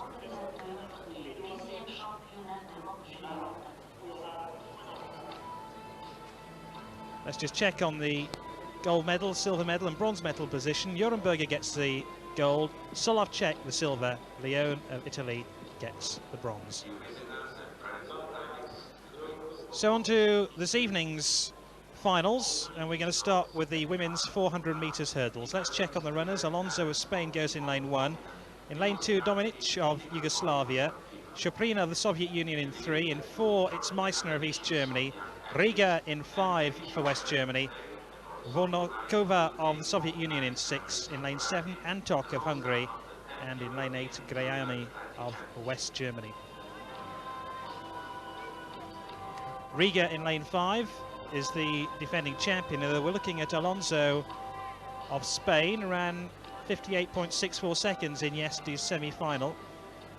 There's the very attractive Yugoslavian Dominic, the blonde-haired runner, third in Birmingham 2 years ago, got a bronze medal and a real favourite here. In lane 3, Shoprina of the Soviet Union. Won Friday's second semi-final. She isn't bad either, is she? In fact, it's nice to see some of the more feminine aspects coming back to athletics at a time when the sport has been criticised. Well, the sport is under a lot of jurisdiction at the moment. A lot of people, after the Ben Johnson affair at the last Olympics, especially pointing fingers at the Eastern Bloc countries, and maybe that's going to mean that some of the other countries are going to come to the fore. Some of the girls are going to look a little bit prettier, and athletics is going to be a pure and natural event once again. But I hope we're not being criticised for being sexist. No, I don't think so. I think we're talking about the sport, but the drugs issue is very, very high in the minds of lots of people, and I don't know if it'll ever be totally extinguished from the sport, but that's one of the sad problems we have. It is a serious point we're making here, that these youngsters, all under 19 here in the women's event, they can have their bodies destroyed for later life if they were to indulge in drugs taking at this stage. That's right. I mean, there is actually drug testing at the European Junior Championships and at most junior championships nowadays, which in some ways is distressing and shows you the sad state of the sport as it is. But they start corruption very young in probably all countries. We mustn't point the finger at just the Eastern Bloc countries. Temptations are there. So the women's 400 metres hurdles final. Watch out for Silvia Riga of West Germany in lane 5. The defending champion. There's Shaprina of the Soviet Union in lane 3. She won the slower of the 2 semi-finals, but she has run 58.04. I think that'll be enough to win this one, though. They're away quickly. Riga away very quickly, and Shaprina too, the Soviet athlete. And really, it's probably between these two, Shaprina and Riga, having a fascinating battle as they go down the back straight. Shaprina in lane 3, very positive. But watch too for Riga, who's a little bit slower, from West Germany in the white vest. We're looking at Dominic of Yugoslavia at the centre of the picture in the navy. And now the battle begins to unfold. Shaprina now in the lead. The woman who won Friday's second semi-final, has she got enough to hang on? Shaprina now has it. Shaprina of the Soviet Union has the lead, but coming back is Riga. Riga overtakes her. Riga, she's in. She has gold in her sights. Riga clears her last hurdle and is over the line to win it. Second, Shaprina just didn't have enough to hang on. Meissner of East Germany gets third place. The winning time, 56.39 seconds. Riga on her back, exhausted. Very well judged race there by Riga. Was tempted to go with the early fast pace set by the Russian, but didn't, held back and won the race over the last 80 metres. Very confident run, very relaxed run, and actually a very respectable time as well. I suppose the temptation when you see somebody like Anna Shaprina going off at such a tremendous pace at the start of the race is to go after her. Yeah, especially with the hurdles. I mean, these hurdles runners have set hurdles patterns between each hurdle, and if you lose your concentration and actually go with the rest of the race, you can actually mess up your hurdle stride pattern, and that can often cause disaster. She kept a cool head there, and a very deserving champion. Looks very tired there, doesn't she? Yes, she does look very tired indeed. But she ran a tremendous last 50 or 60 metres, and her prize was a European Junior gold. She won't forget that in a hurry. That's her second one as well, and that's no mean feat. She'll go on to senior level and should be a future champion at senior level. So Riga takes the gold. Shaprina has to be satisfied with the silver. Meissner of East Germany wins the bronze. The defending champion hangs on to her crown, but only just. She looks in a great deal of pain. Well, all athletes, especially the 400-metre runners, have to go through this pain, but it is worth it, I can assure you. We're looking now, medal ceremony of the 3,000 metre steeplechase. Giardello of Italy got the gold. Spencer Duval of Great Britain got the silver, and Biominister of West Germany the bronze.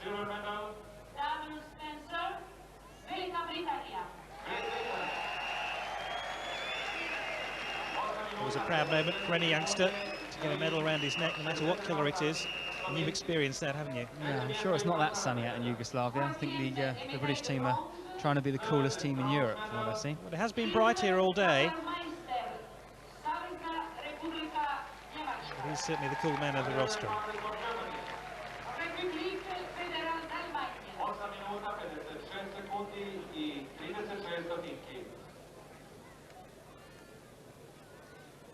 So the crowd settle down after that medal ceremony, and we'll get ready for our next final. The men's 400 metres hurdles.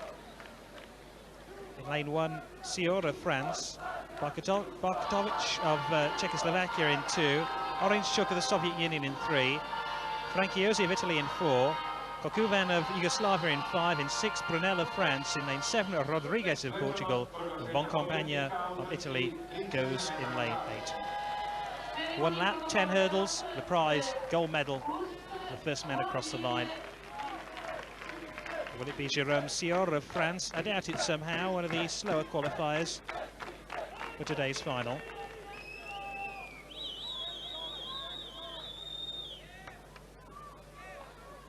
In lane 2, Radic Bartokovic. It's quite a name, isn't it? Second fastest man in Europe this year. He's run 51.04 seconds. There's a Soviet Orange-Chuk. He's clocked 51.18 this year. The Italian Franchiosi won Friday's first semi-final. Kokuvan of Yugoslavia, fastest junior in Europe this year, and obviously wanting to win in front of his home crowd. Philippe Brunel of France, 4th in Friday's semi-final. Pedro Rodriguez of Portugal, he won Friday's second semi-final in a time of 51.58. And over on the far side, João Rico Boncompagna. His name sounds French, but is in fact Italian. Slowest qualifier for today's final. The Yugoslavians here are hoping for a Yugoslavian victory, which is very obvious, I know, but the Yugoslavian here is the fastest junior in Europe, although the camera at the moment is on the Italian, who's the fastest qualifier, and seems to have progressed very well through the rounds here, and may start off as favourite in many people's eyes. It's very difficult, isn't it, running in front of your own crowd, because you're going to have a lot of pressure because of their expectations. Yeah, there's great expectation put on these Yugoslavians to perform well, and that can often spell disaster for a lot of them. The Italian looks cool and confident as we look now at the Yugoslavian, Kokuvan. He looks a little bit more tense, but he has run 50.62, so he knows what he can do. And I think if he ran that again in this final, he'd win it. Yeah, he's certainly the fastest competitor on paper at the moment. The men's 400 metres hurdles final.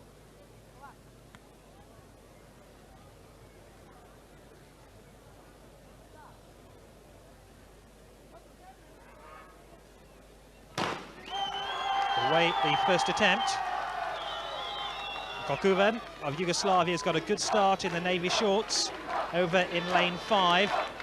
In fact, he's powering away down the back straight, although he might have gone off a little bit too quickly. We'll have to wait and see. Franchiosi of Italy showing well. Sutu Orange-Chuk of the Soviet Union. There is Orange-Chuk in the red. But as they hit the 200-metre mark at the moment, it's Bartokovic of Czechoslovakia who's got a very, very good lead at this stage in the white. Here he comes now. Bartokovic of Czechoslovakia has it. Has he got enough? Orange-Chuk coming back ahead of him. Orange-Chuk about to overtake him, but here on the near side, Franchiosi of Italy. The Italian is going to have it. Franchiosi hits the front. Second, Orange-Chuk. Third, Bartokovic of Czechoslovakia. That was a tremendous race. Bartokovic had it coming into the final straight. He was overtaken by Orange-Chuk, who was overtaken by Franchiosi, who wins the gold medal. Great race there, Gary. One of the best races we've seen in the last few days. Coming to here, you'd have to favour the Russian, in fact, but the Italian takes this last hurdle quite superbly, and as you see, he's the one who comes off the hurdle first. That's the important thing. He's got his momentum. The others have lost the momentum, especially the Yugoslavian, who's actually fallen over, and the Italian now doesn't help takes if it you fall away. over, does it? No, it doesn't help. Doesn't help. To be avoided if possible, and that's a great run by the Italian. So it's gold for Franchiosi of Italy. It's interesting to hear what you say about that final hurdle. It just emphasises the point looking at those pictures again. That's why the Yugoslavian fell over. He hit the hurdle. He actually tried to go through it, I think, rather than over it. So did the Frenchman, I believe. But, nice bit of hurling by the Italian. Franchiosi takes the gold. Silver for Orange-Chuk of the Soviet Union. The bronze medal for Bartokovic of Czechoslovakia. That's where we take a short break. More finals coming up from the European Junior Athletics Championships. We'll be back in a short moment.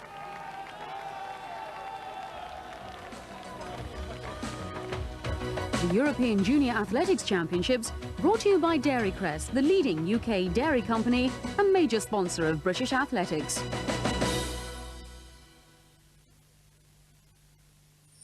When the day starts a little too soon and you...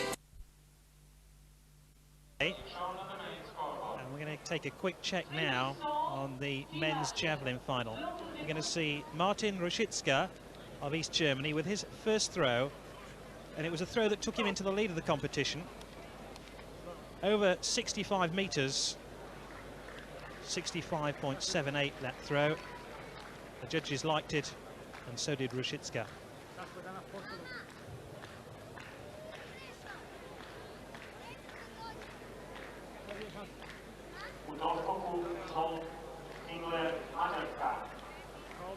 Just confirmation, goes into the lead, 65.78.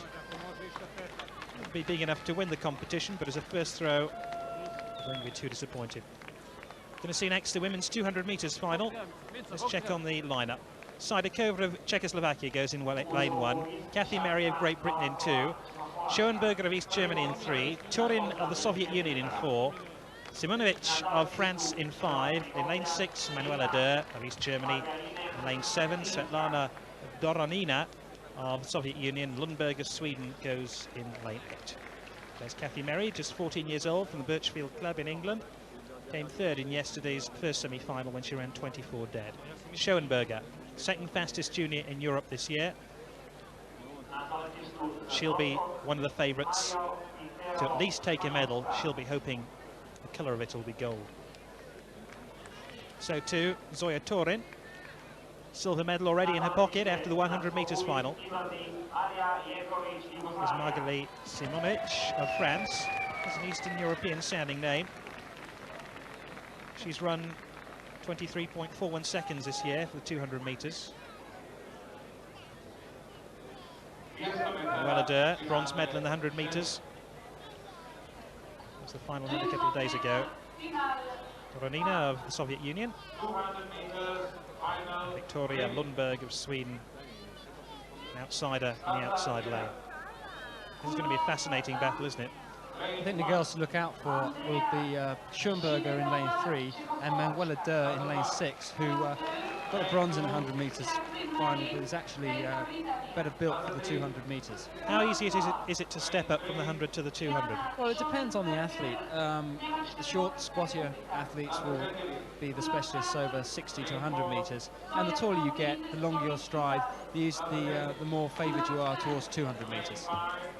So the taller girls here will probably, you'll see the shorter girls with the fastest starts will come out and run a fast bend, but it'll be the taller girls who will come off the bend and come through. Very interesting race, the 200 metres. It combines speed with strength. We're looking at Simonovic of France in the blue, just on the left. I'm quite surprised at the strength of the French team. They don't seem to be able to carry that through into senior athletics so much, but the junior sprints, they're very, very strong. Had a very successful championships, the French team. Won the women's 100 metres, did very well in most of the men's sprints, and you know, maybe the French system is reading them through at junior level, and it will come through to senior level. It does. You tend to see it does follow through. There's Simonovic of France. So the women's 200 metres final. False start. Schoenberger, guilty party. Just a little bit nervous, perhaps, the East German. We're looking at her now. That's not going to help her concentration for the second attempt. No, it won't. You're only allowed 2 false starts in any major championships, so she'll be a bit hesitant to get away quickly on this one. Sloboda Stadium here in Varaždin, very full. They're standing at the back. Crowd in excess of 9,000 in here today. the European Junior Championships is always well supported. The host country always treats it as a great honour to host this championships. And Yugoslavia, in fact, are hosting the European Senior Championships next year. So they'll be looking to put on a good display here. And from what we've seen in the last few days, they certainly seem to have done a good job. No doubt one or two of these athletes are hoping they'll be here in 12 months' time to compete as seniors. I'm sure one or two will be. I'm sure you can count on that. Zoya Torin be here. Soviet is ready to go at the second attempt. And they're away the second time. Schoenberger has made a very strong start in lane 3 for East Germany in the blue. As they hit the straight now, Schoenberger has it. Now, can she hang on? Schoenberger for East Germany. Has she got enough to do it? She hasn't, because Durr's left it very late indeed. And will pip her on the line. It's Manuela Durr who wins it for East Germany.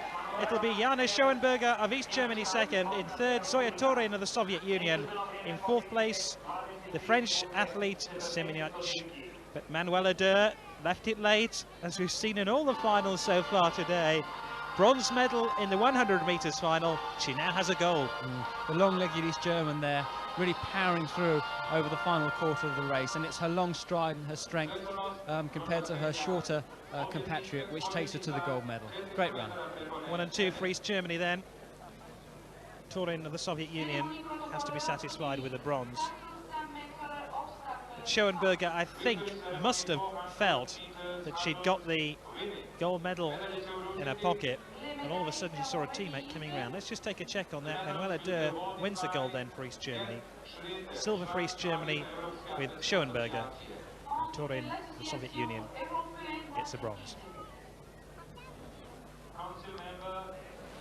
Going to have a look at the men's javelin again. And the man we're going to see next is going to be the Finn Kinnunen with his second throw.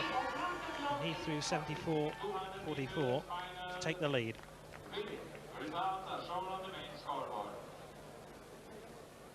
Let's have a look at his style. Fell over, just stayed inside the limits. Not the most graceful of throws, but it's actually an excellent throw.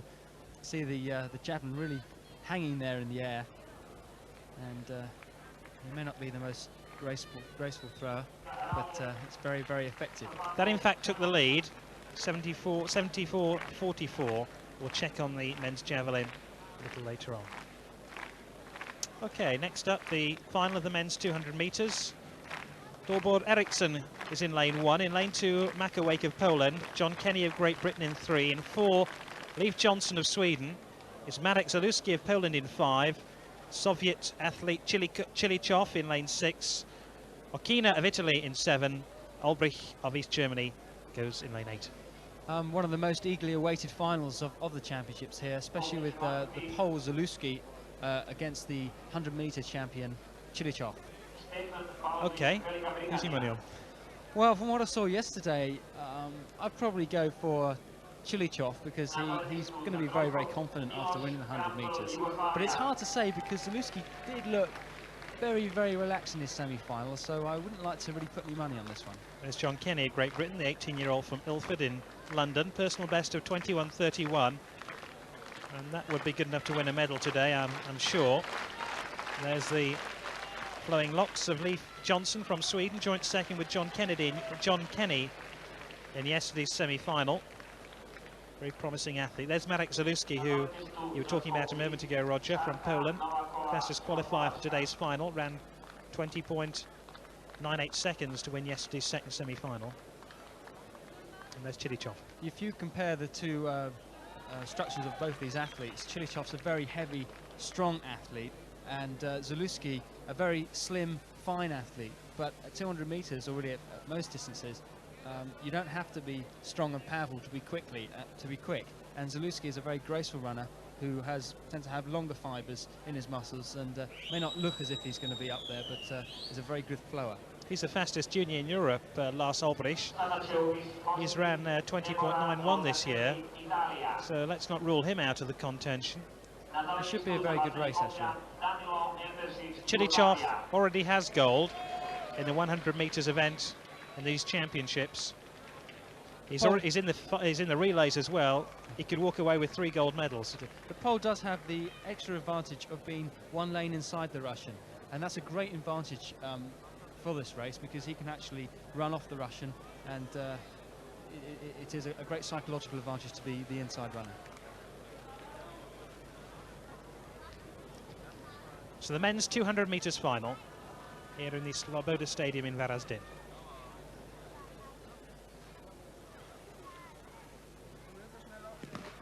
They're away first time, and Chilichov is fastest away in the red, more or less at the century picture now, but Zaluski coming hard on his shoulder now. Can Chilichov hold him on as they hit the straight? Chilichov versus Zaluski. Zaluski's going to take it. He's ahead of him now. He's burned off the Russian, and Zaluski takes it. In second place, Chilichov. Leif Johnson of Sweden gets third. Fourth will be Albrecht of East Germany. Fifth, John Kenny. Sixth, Occhiina of Italy. And I'm afraid Chilichov caught a chill. That really is a most impressive demonstration of how to run 200 metres by this young Pole. Very, very relaxed. That's the art of fast running. Relaxed and strong, shoulders not hunching, whereas the Russian's really, really stretching here, and he has destroyed the field. That is a really quality performance from a very high quality athlete.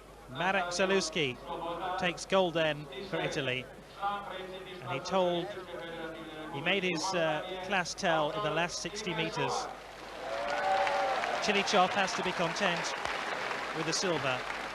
And Leif Johnson of Sweden, who was joint second with John Kenny in yesterday's semi-final, takes the bronze. Back to the men's javelin again. The man we're going to see now is Andrei Sevchuk. This is going to be his second throw, and a throw that took him into the lead. Look at his shoulder muscles, incredible.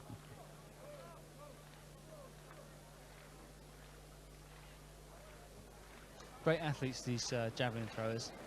They really are all-round athletes. They have to combine speed with strength and power. And when they get it right, it really does go. And that is a big throw. In excess of 72 metres. The crowd like that one here in Varaždin.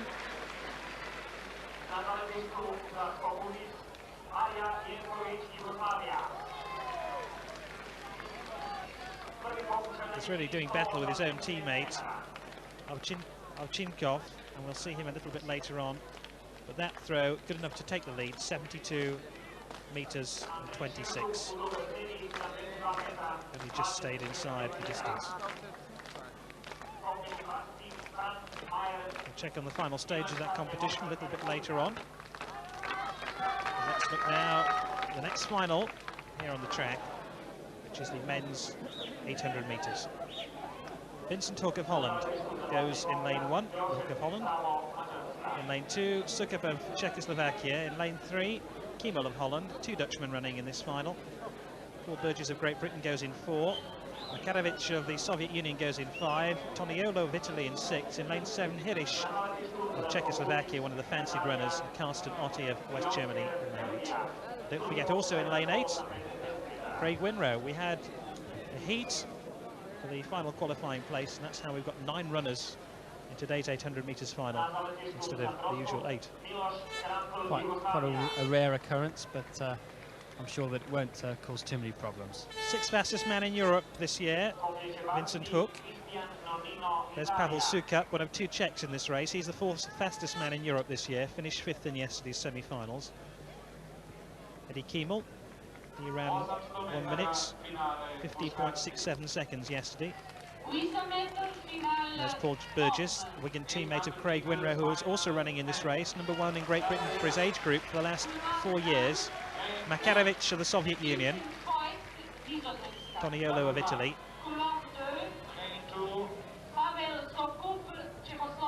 and outside him in lane 7, a very fancied Czech runner, 3rd fastest man in Europe for 1989, Václav Hirish, won yesterday's second semi-final. Here's Karsten Otte, or rather there's a Craig Winrow of Great Britain. Now he's the fastest junior in Europe this year. He's run 1:48.47, although he won't be happy with running in lane 8 and sharing lane 8 with Karsten Otte. No, he won't be happy, but I don't think it'll cause him too many problems. He'll probably go out to get away from the West Germans so that they don't have an unnecessary confrontation. But interesting race this. The two British runners are the favourites for the gold and silver, but there are some very good runners in this race, and should be one of the best finals we've seen. Remember, the 800 metres, 2 laps, you run the first bend in lanes and you break. The men's 800 metres final, the European Junior Athletics Championships. Right, the first attempt, Hirish, Czechoslovakia, leading to show early. He's running in lane 7 on the far side. Very difficult to tell until they stagger and winds and they break anyway after the first bend. Hirish has made his mark, so too Craig Winrow of Great Britain. As they break now, Burgess at the centre of your picture. Oh, he got a bit of a bumping there, didn't he? Manages to hang on, but he's boxed in. Hirish leads then. In the second place, I think, is the Eddie Kiemel of Holland. It's on the outside now. It's anybody's race, really. I mean, they're bunching up, but it's Hirish who leads. Otti beginning to show too. There's Otti around the outside, number 479. And it's Makarovic too in the red as he takes it up on the bell. It's a fair first lap there, 56.2. If we look at the back of the pack, Craig Winrow, the favourite, has got a lot of work to do, and the Russian seems to be taking up the pace. Makarovic has the lead at the moment. Otti with him, and round the outside comes Winrow. And Winrow is, or rather Burgess coming around the outside, the blonde runner. There's 2 Brits in this race. And there's Paul Burgess coming into second place and takes up the, contesting the leadership with Makarovic now, and he's on his shoulder. And behind him is Craig Winrow. Hirish now in the white fading. And here comes Paul Burgess. And inside him comes Winrow. Winrow right on the inside. It's a Great Britain 1 and 2 at the moment. Winrow has it, Burgess second. In third place will be Hirish of Czechoslovakia. And in fourth place, in an extraordinary race, Vincent Hook of Holland. What a great run there by Craig Winrow. He was in about eighth place with about 200 metres to go, but he's a very fast finisher, and he kept his head and came right through, not on the outside this time, right through on the inside. That's the hard way. He was very lucky to have that inside lane made vacant, in fact, by his teammate there, Paul Burgess. But a great run. Do you think he knew he was coming? No, these two are fierce competitors. They have many races, and they're always neck and neck to the line, but Winrow, supremely confident, and he really has run an excellent race. There's Winrow crossing the line, the fastest junior in Europe this year. Puts his arms in the air, celebrates his win. His teammate Paul Burgess has to be satisfied with silver. Vaclav Hirish can't deny him that silver. He gets the bronze. The last Briton to win this was in fact Steve Ovett, if I'm not mistaken. Just a confirmation of that result. Winrow Burgess 1-2. Hirish gets third place. Plenty more finals to come from Varaždin in Yugoslavia. Coming up, the women's 4x100 metres final. We'll be back in a minute. We've seen some fascinating finals so far. There's some tremendous late bursts to win gold for a handful of athletes. It hasn't been bad so far, has it? Yeah, it's been very good, and now we get towards the end of it with the relays, which are always exciting. So let's just check on the lineup for the women's 4x100. Italy go in lane 1, Czechoslovakia in 2, in lane 3 the Romanians, in lane 4 Soviet Union, in lane 5 French team, lane 6 West Germany, lane 7 Great Britain, and lane 8 Bulgaria. Fiercely competitive, these relays. A lot of national pride at stake here, especially when you've got four members from each country competing. There's the Italians in lane 1. Galina, we're looking at there. There's Kochikova. Siderova goes in the Czech team, last in the 200 metres final. She's had a busy day. And there's Ilka Runic, gold in the 100 metres hurdles final. Olga Dunic, Soviet Union. There's Florence Ropa of France. There's the West German side, headed by Pasha. Eileen McIlvenny of Great Britain. And in lane 8, the Bulgarians. Daniela Nedelcheva, we've seen her performing to great effect already in these European Championships. This is where all those hours of great practice before these championships really have to be put to test, and invariably you see it's the Eastern Bloc countries who are very strict with their discipline on the relays. In fairness, the French, once again, just to stress the point of their sprinting, are the fastest qualifiers for today's final, and they include Odaya Sidib, gold medal winner in the 100 metres final, so they're going to be very strong. I think that you've got to fancy the French for this race in particular. Looking at the Soviet side, at the moment, the Soviet team, they include Turin, bronze in today's 200 metres final. She's already run today. Here's a second race. She's hoping to pick up another medal. East Germany got away quickly in the first legs. That's thanks to Ilka Ronisch, who won that gold in the hurdles. East Germany and France beginning to dispute it now. In the second leg, there's the French, the centre of the picture, with Simonovic. And in the third leg, de Klerk running for them and running very, very strongly indeed. De Klerk now pushing all the way for gold as she hands over Sidib. It's not a bad handover either. Here's Sidib going down the back straight, and she's beginning to tear the opposition apart. Sidib will win it, and it'll be silver for West Germany. They can't hang on. Sadeas of West Germany just couldn't catch her up when Sidib realised she wanted to win gold. And East Germany take third with Andrea Philippe. France take the gold. West Germany take the silver, and in bronze place East Germany, and that was a tremendous burst by Sidib in that last leg. Yeah, Sidib may not be the most graceful of runners, but she really does cover the ground at an extremely fast pace. Just look at this changeover. We didn't quite see it to good effect there, but once she realises she's got the baton, and it is that battle with the West German. She's off. I mean, she's really got her sights on the gold medal here, and she begins to power away. Interesting thing though, when she took the baton, she actually changed it from her left hand to her right hand, which is quite rare, but a lot of athletes tend to do that. No stopping it. She's a very, very powerful runner. I fancy in some ways for her to maybe think about potentially moving up to 200 metres, because she seems to have the build for that. And that may be her more suited distance. She'll take a lot of persuading at the moment. I'm sure she will, but as she moves up to senior level, it's a different ball game. She'll just have a sit down and relax. 2 gold medals, she'll be very, very happy with that. Exactly, and I'm sure a name for the future. Oh yeah.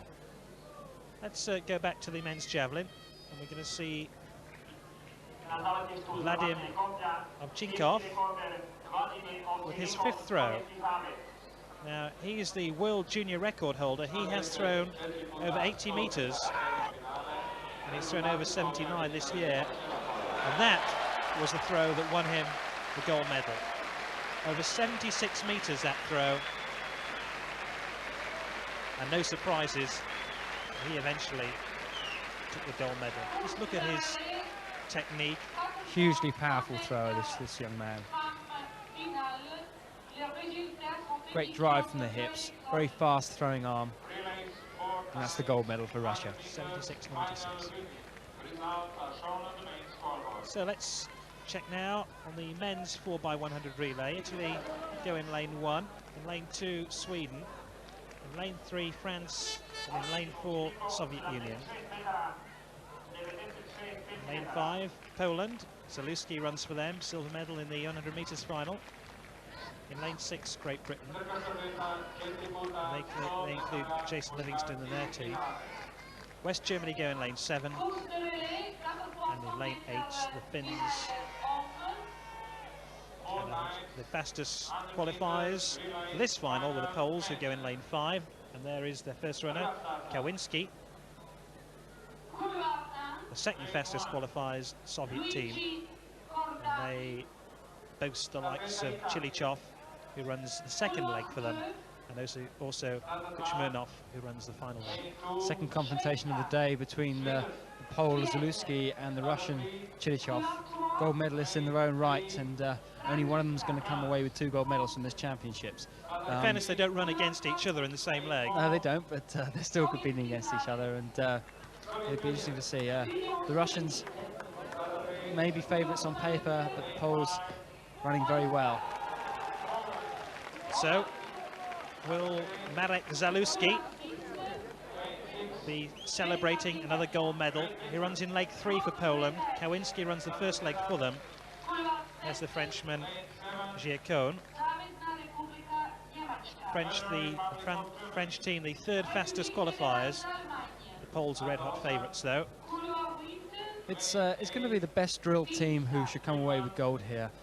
You can lose up to half a second on any of these changeovers. They really have to be precise. They have to be in between the specified lines on the track, and one mistake and you can forget the race.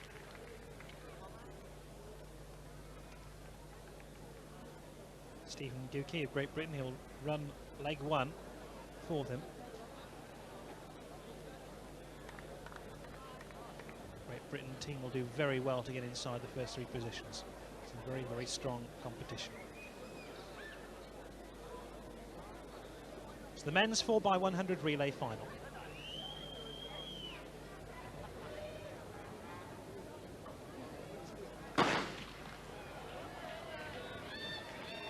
Stephen Gucci has got away very, very well for Great Britain. Over in lane 6. He's given his side a fighting chance as he hands over to John Kenny. Also going well are Poland as well, as you'd expect, as their second leg. Kuzynski begins to show now as they hand over to the man they all fear, Zaluski, and he could win it for them. And here goes Zaluski for Poland in the red shorts. Here he comes around the far side, but Great Britain doing very nicely indeed. As the final leg for the Pole is Marowański. Here he goes. It's Poland versus Great Britain. Have Great Britain got enough in Jason Livingston? They have not, because Poland have beaten Great Britain. In 3rd place will be, I think, the French team, or rather the Soviet side, take the bronze medal. But that was a fascinating run between Marowański and Jason Livingston. Poland take the gold, Great Britain the silver, Soviet Union the bronze. Everyone thought it would be a battle between the Soviet Union and Poland, and in the end, Great Britain upset the odds. Yeah, the big mistake of the actually that the Russians made was in their changeovers, which is actually quite a surprise. Not this changeover, the one before, disastrous changeover, and some great changeovers by the British, especially on the last leg, which gave Jason Livingston that fighting chance to chase that pole. But the Poles were just too slick and just too quick on paper. The winning time, 40 dead for Poland. Look at this fascinating struggle between Livingston and Marowański. Marowański just has enough to clinch it inside the final 20 metres. That's where we take a break. Closing stages then of the European Junior Athletics Championships will be the 2 4x400 metres relay races. We'll start with the women's 4x400. The last race we'll see today before the closing ceremony will be the men's 4x400. So let's check on the runners for that women's 4x400 metres final. West Germany in lane 1. In lane 2, Hungary. In lane 3, Romania. In lane 4, Soviet Union. In lane 5, Yugoslavia. And in lane 6, East Germany, with Bertha Brun running the last leg for them. She won gold in yesterday's 800 metres final. In lane 7, Great Britain, and in lane 8, they have Marino in their last leg, bronze in yesterday's 400 metres final. Fastest qualifiers, the Soviets, who go in lane 4. Well, the Yugoslavians will fancy their chances. They go in lane 2. Women's 4x400 metres relay final underway. Always very hard to actually tell who's taking the lead on the first leg of the 4x4, because in fact the stagger doesn't unwind and wind until after over 500 metres. Yes, they run in lanes for the first lap, and then at 500 metres, just after they cross the finish line for the first time, they break. But at the moment it looks like East Germany and the Soviet Union have got away rather smartly. Soviets in lane 2. Well, it's hard to tell until this bend unwinds. And here they are. East Germany have the lead. I think they just have the lead. So hard to tell. In fact, the West Germans in lane 1 have actually run very well, but from this angle, you'd never know it. Yes, East Germany have the lead, just to confirm there. Soviet Union second, West Germany third, Hungary fourth. And East Germany in the lead. as they begin to break now. The Soviets, the East Germans running leg 2 is Anita Ruka. And Ruka has the lead from Mironova of the Soviet Union. She's lying second. The West German running the second leg for them is Vaca, Claudia Vaca. Great tactical race, the 4x400 metre relay. It always depends on which runner goes at which leg, so it really usually always comes down to the last leg, because anything can happen. You could have a super fast East German here against a slow Russian, and in the next leg it could be the other way round, and that gap is just made up very, very quickly. The third leg, and it's East Germany who's still run. The Yugoslavian girl got lost there. I think she needed directions.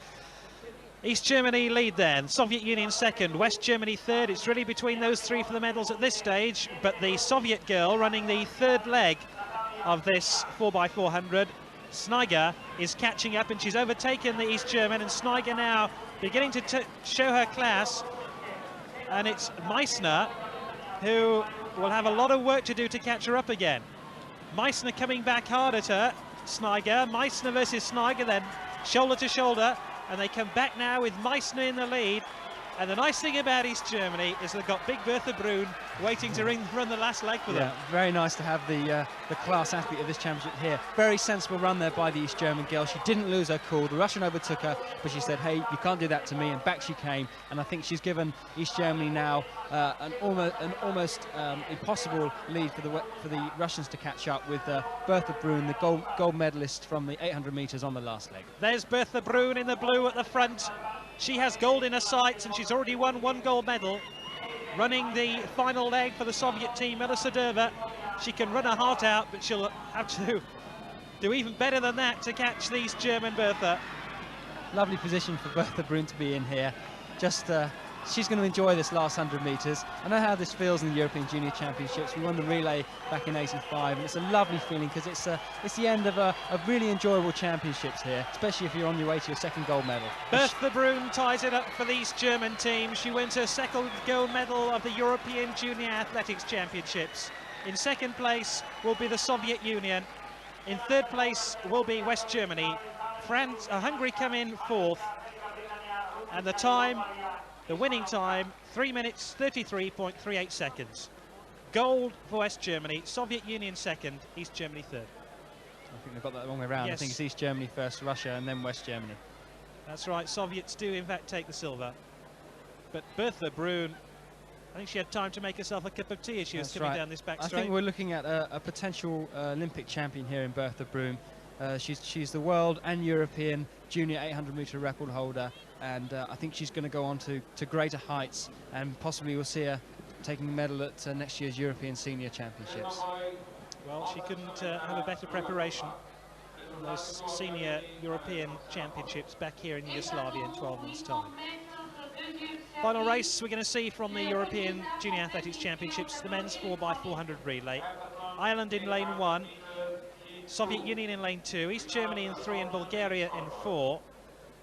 East Germans Boz Lansku took silver in the 400 metres final yesterday. Italy in 5 and Spain in 6. Cuesta, who was 6th in the 400 metres final, the Spaniards. In lane 7, Yugoslavia, and in lane 8, Great Britain, who have a fair-looking side actually. Bingham won the bronze in the decathlon. And Wayne MacDonald is in fact included in that British side. Yeah, you often see that the side actually printed up is not the side that runs. You can chop and change your runners, and I think we'll probably see the gold medalist Wayne MacDonald running on the last leg for Great Britain. The men's 4x400 metres relay final. Final race of this tournament. And East Germany have got a strong lead. Remember, they run in lanes until 500 metres. That's just over a lap, and then they break. East Germany, France, Soviet Union, I think more or less the 1, 2, 3 at the moment. They come round the back straight. Very difficult to tell, but the East German, Ralph Baxman, has done ever so well. And on the inside, Soviet runner Gabi Dulin has done well as well. But it's East Germany who are very quickly away, and they have the lead at the moment, I feel. Not for your money, though. I think the Russian He's probably just taken it on the bend, and he'll be the one to break first. This looks like it's going to be an exciting race if the East German can now sit on the shoulder of the Russian. And Gerlof in first place then for the Soviet Union. In second place, Schmidt of East Germany. And that's quite a battle, and Great Britain have got a lot to do. They're back in fifth place. Yeah, we see Craig Winrow, the individual 800-metre champion, running the second leg.